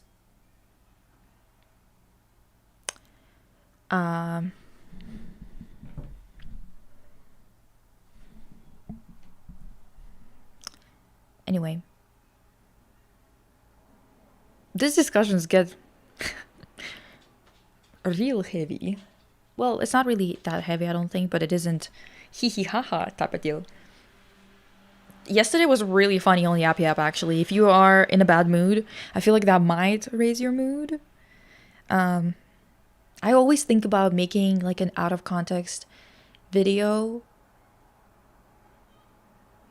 for those who like want just like nonstop joke fest kind of thing of all the moments that are really fun or funny out of context. But then I always kind of have something else that I have to make currently that I like postpone it every time. But I will do it maybe at some point. I don't know what to call it though, because it's like what kind of weird posting an out of context video of like out of context Lisa Fevral. That makes no sense for me to post. It's weird how a lot of people will think you're weird for not feeling bad for being a virgin. They think sex is something absolutely necessary for the human experience. Yeah, and it's also specifically really with women it's like a weird thing where you would be judged for you will be praised for being a virgin until like it depends on who, but most like adults who are like older than you would be saying that until you're like 24, 25. And then after that, they will just be like, well, why don't you just do it? Just do it. Just fucking do it. The doctors will be very strange, but they're always strange. They're always strange.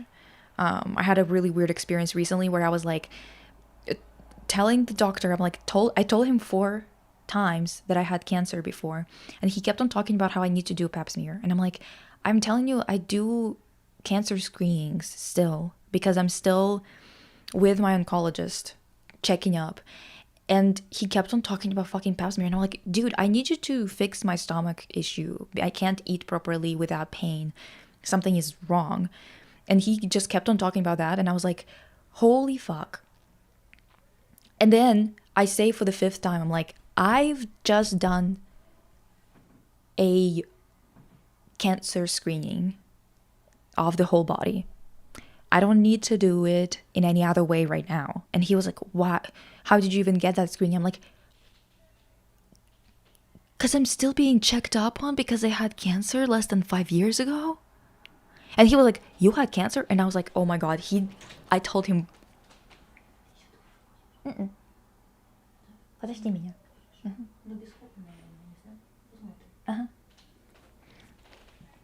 And on the 5th time, he only heard me. And I was like, I saw red, dude. I literally was like, well, now I'm not fucking doing that test ever. Like, and the thing is, I'm just, yeah, it's unreasonable. Sure, it's gonna hurt me in the long run, maybe, right? When I'm not gonna be doing like full body screens or whatever. But I was like, I don't give a shit. Like, if I tell you not to touch me, you don't touch me. If I tell you to do this, you do this. I'm the one in charge here, not the other way around. You can't just be like not hearing me, not listening to me, not giving me as soon as I said that, he actually internalized what I said, and he was like, oh, you had cancer? I didn't know that. I'm like, for the love of fuck, how many times was I supposed to tell you this for you to fucking hear me? And I was like, yeah, I had blood cancer. And immediately, as soon as I said that to him, he actually gave me a requisition to go do full blood panel and get an ultrasound of my stomach. But before, he was not hearing that I have a stomach issue. He just kept on talking about my fucking vagina. Like, I came home, I was livid. I was talking to my mom, and my mom was like, oh, she told me, she was like, yeah, now that I'm like not in the age bracket of having kids, they don't tell me that anymore, even though I am more at risk of that cancer, right? And it's like, we're just treated as sacks of meat with a vagina that we can like produce kids, and they don't give a fuck if you survive past that. They just want you to make a baby, at least one. Better yet, if you make 10,000 and have all of your teeth fall out from it. But it's really great that you made more workers though for the billionaires to exploit. It's fucked up. It genuinely like makes you feel like a bag of organs, not a person, not a human being, not somebody who has a self-expression, a fucking soul, a fucking brain activity. You genuinely walk in and you're like, oh, so the only organ of mine that counts is the one that can produce a kid. Everything else in my body is just like an appendage, I guess. And my existence is not that important. What's important is hypothetical future people.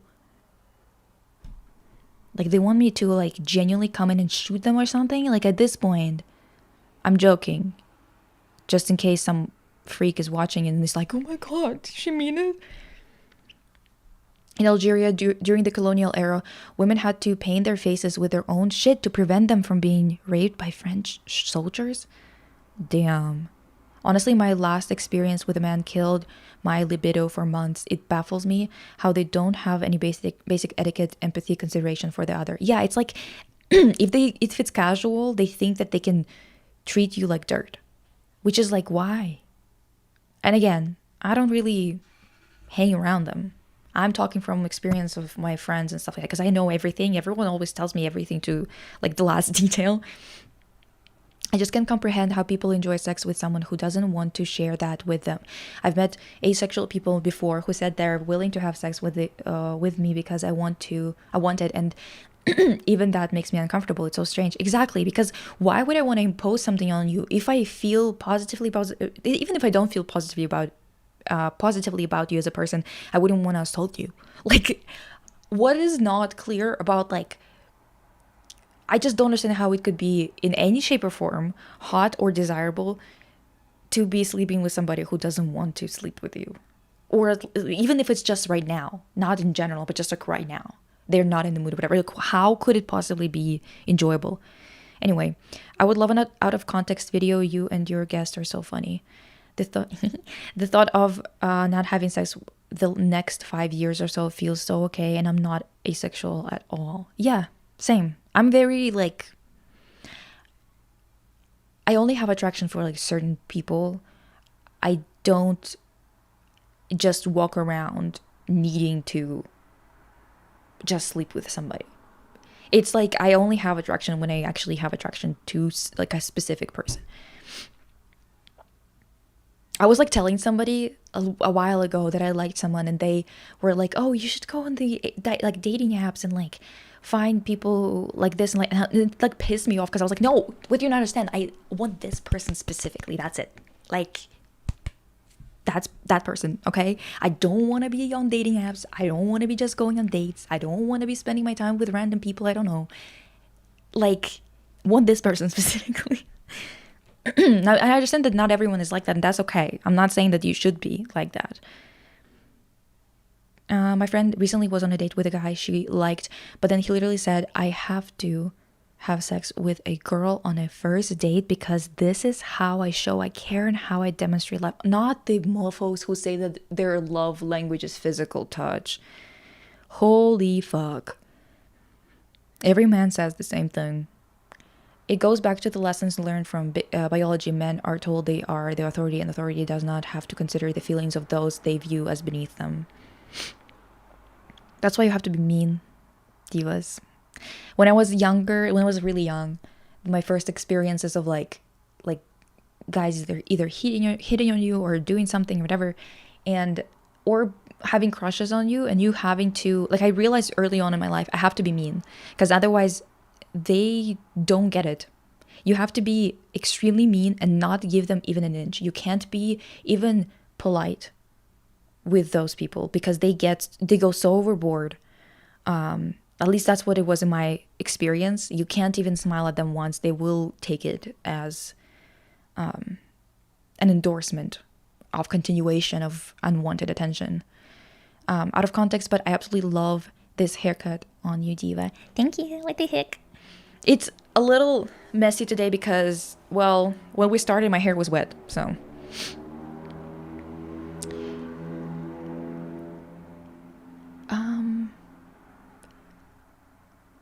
Family keep bothering me, asking me when I'm gonna find a boyfriend because I'm 23. I should have one. Yeah, same.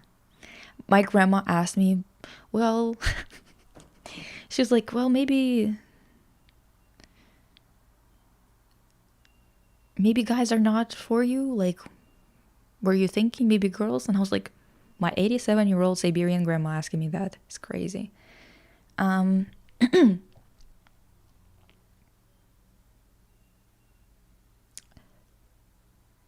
us talking about serious stuff and this cat's eye bitch looking at us like this is sending me. Dude, no, seriously. I know I'll never understand how the fuck people do dating apps. Yeah, I can't. Because just the thought of a bunch of dudes who I can't stand as people, and I know that I can't stand them as people because that's just statistics of my experience of just talking to them, right? Like, accidentally seeing my account and thinking that they're in the same dating pool makes me want to vomit. And if I'm mean for that, that's my cross to bear, baby girl. Don't worry about it. I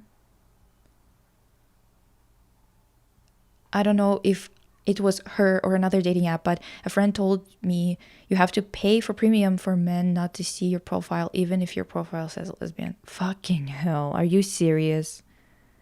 Women, when their love language is physical touch, I love hugs. Men, when their love language is physical touch, I need to have sex on the first date.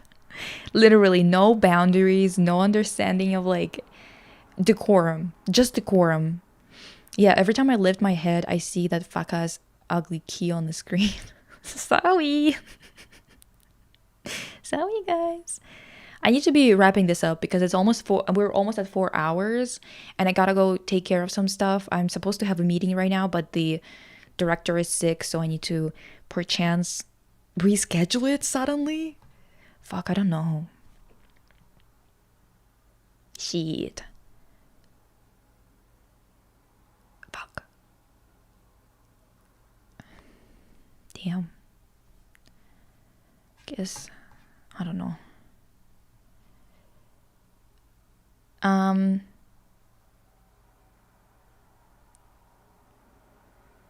They still show you guys. Yeah. It's like, it's ridiculous, genuinely. And also there's so many people, at least from what I've heard, again, I don't use apps. My friends told me that there are so many women who like lie about looking for a relationship with a woman. They're just looking for a third because their boyfriend wants to fucking sleep with another woman. It's just gross. My love language is men serving me like I'm royalty. Dude. Guys are too comfortable assuming they are at the same level as you. No, seriously. Sorry. I'm sorry that I missed this stream, but I was so tired and had a bad mood. No worries. If you're in a bad mood, maybe watch yesterday's Yap Yap stream. If you haven't seen it, it's really funny. It might raise your mood. I don't know. I can't do dating apps. It feels like self-commodification and like you are constantly being watched by stranger men. Yeah, and also you're exposed to people, like at least to me it seems like it. People that you wouldn't actually wouldn't have a lot in common with. Because if you have a lot of things in common, you would meet them in real life. You know what I mean? Like, we're not going to have much in common. Probably. It's like being exposed to people that you wouldn't actually cross paths with, which I don't really have any interest in. I'd rather find it through building my life and organically ending up in spaces where people who are like-minded are also in. You know what I mean? Yeah, me too. I love it. I love the siren concept. Yeah, it's so gross. Anyway, no, unicorns is not that diva. Regardless, divas, I'll see you soon. I'm gonna go take care of some business. I'm like a lead on a meeting today. Gotta get a bunch of people to know that perchance our plans are changing. So I will see you soon.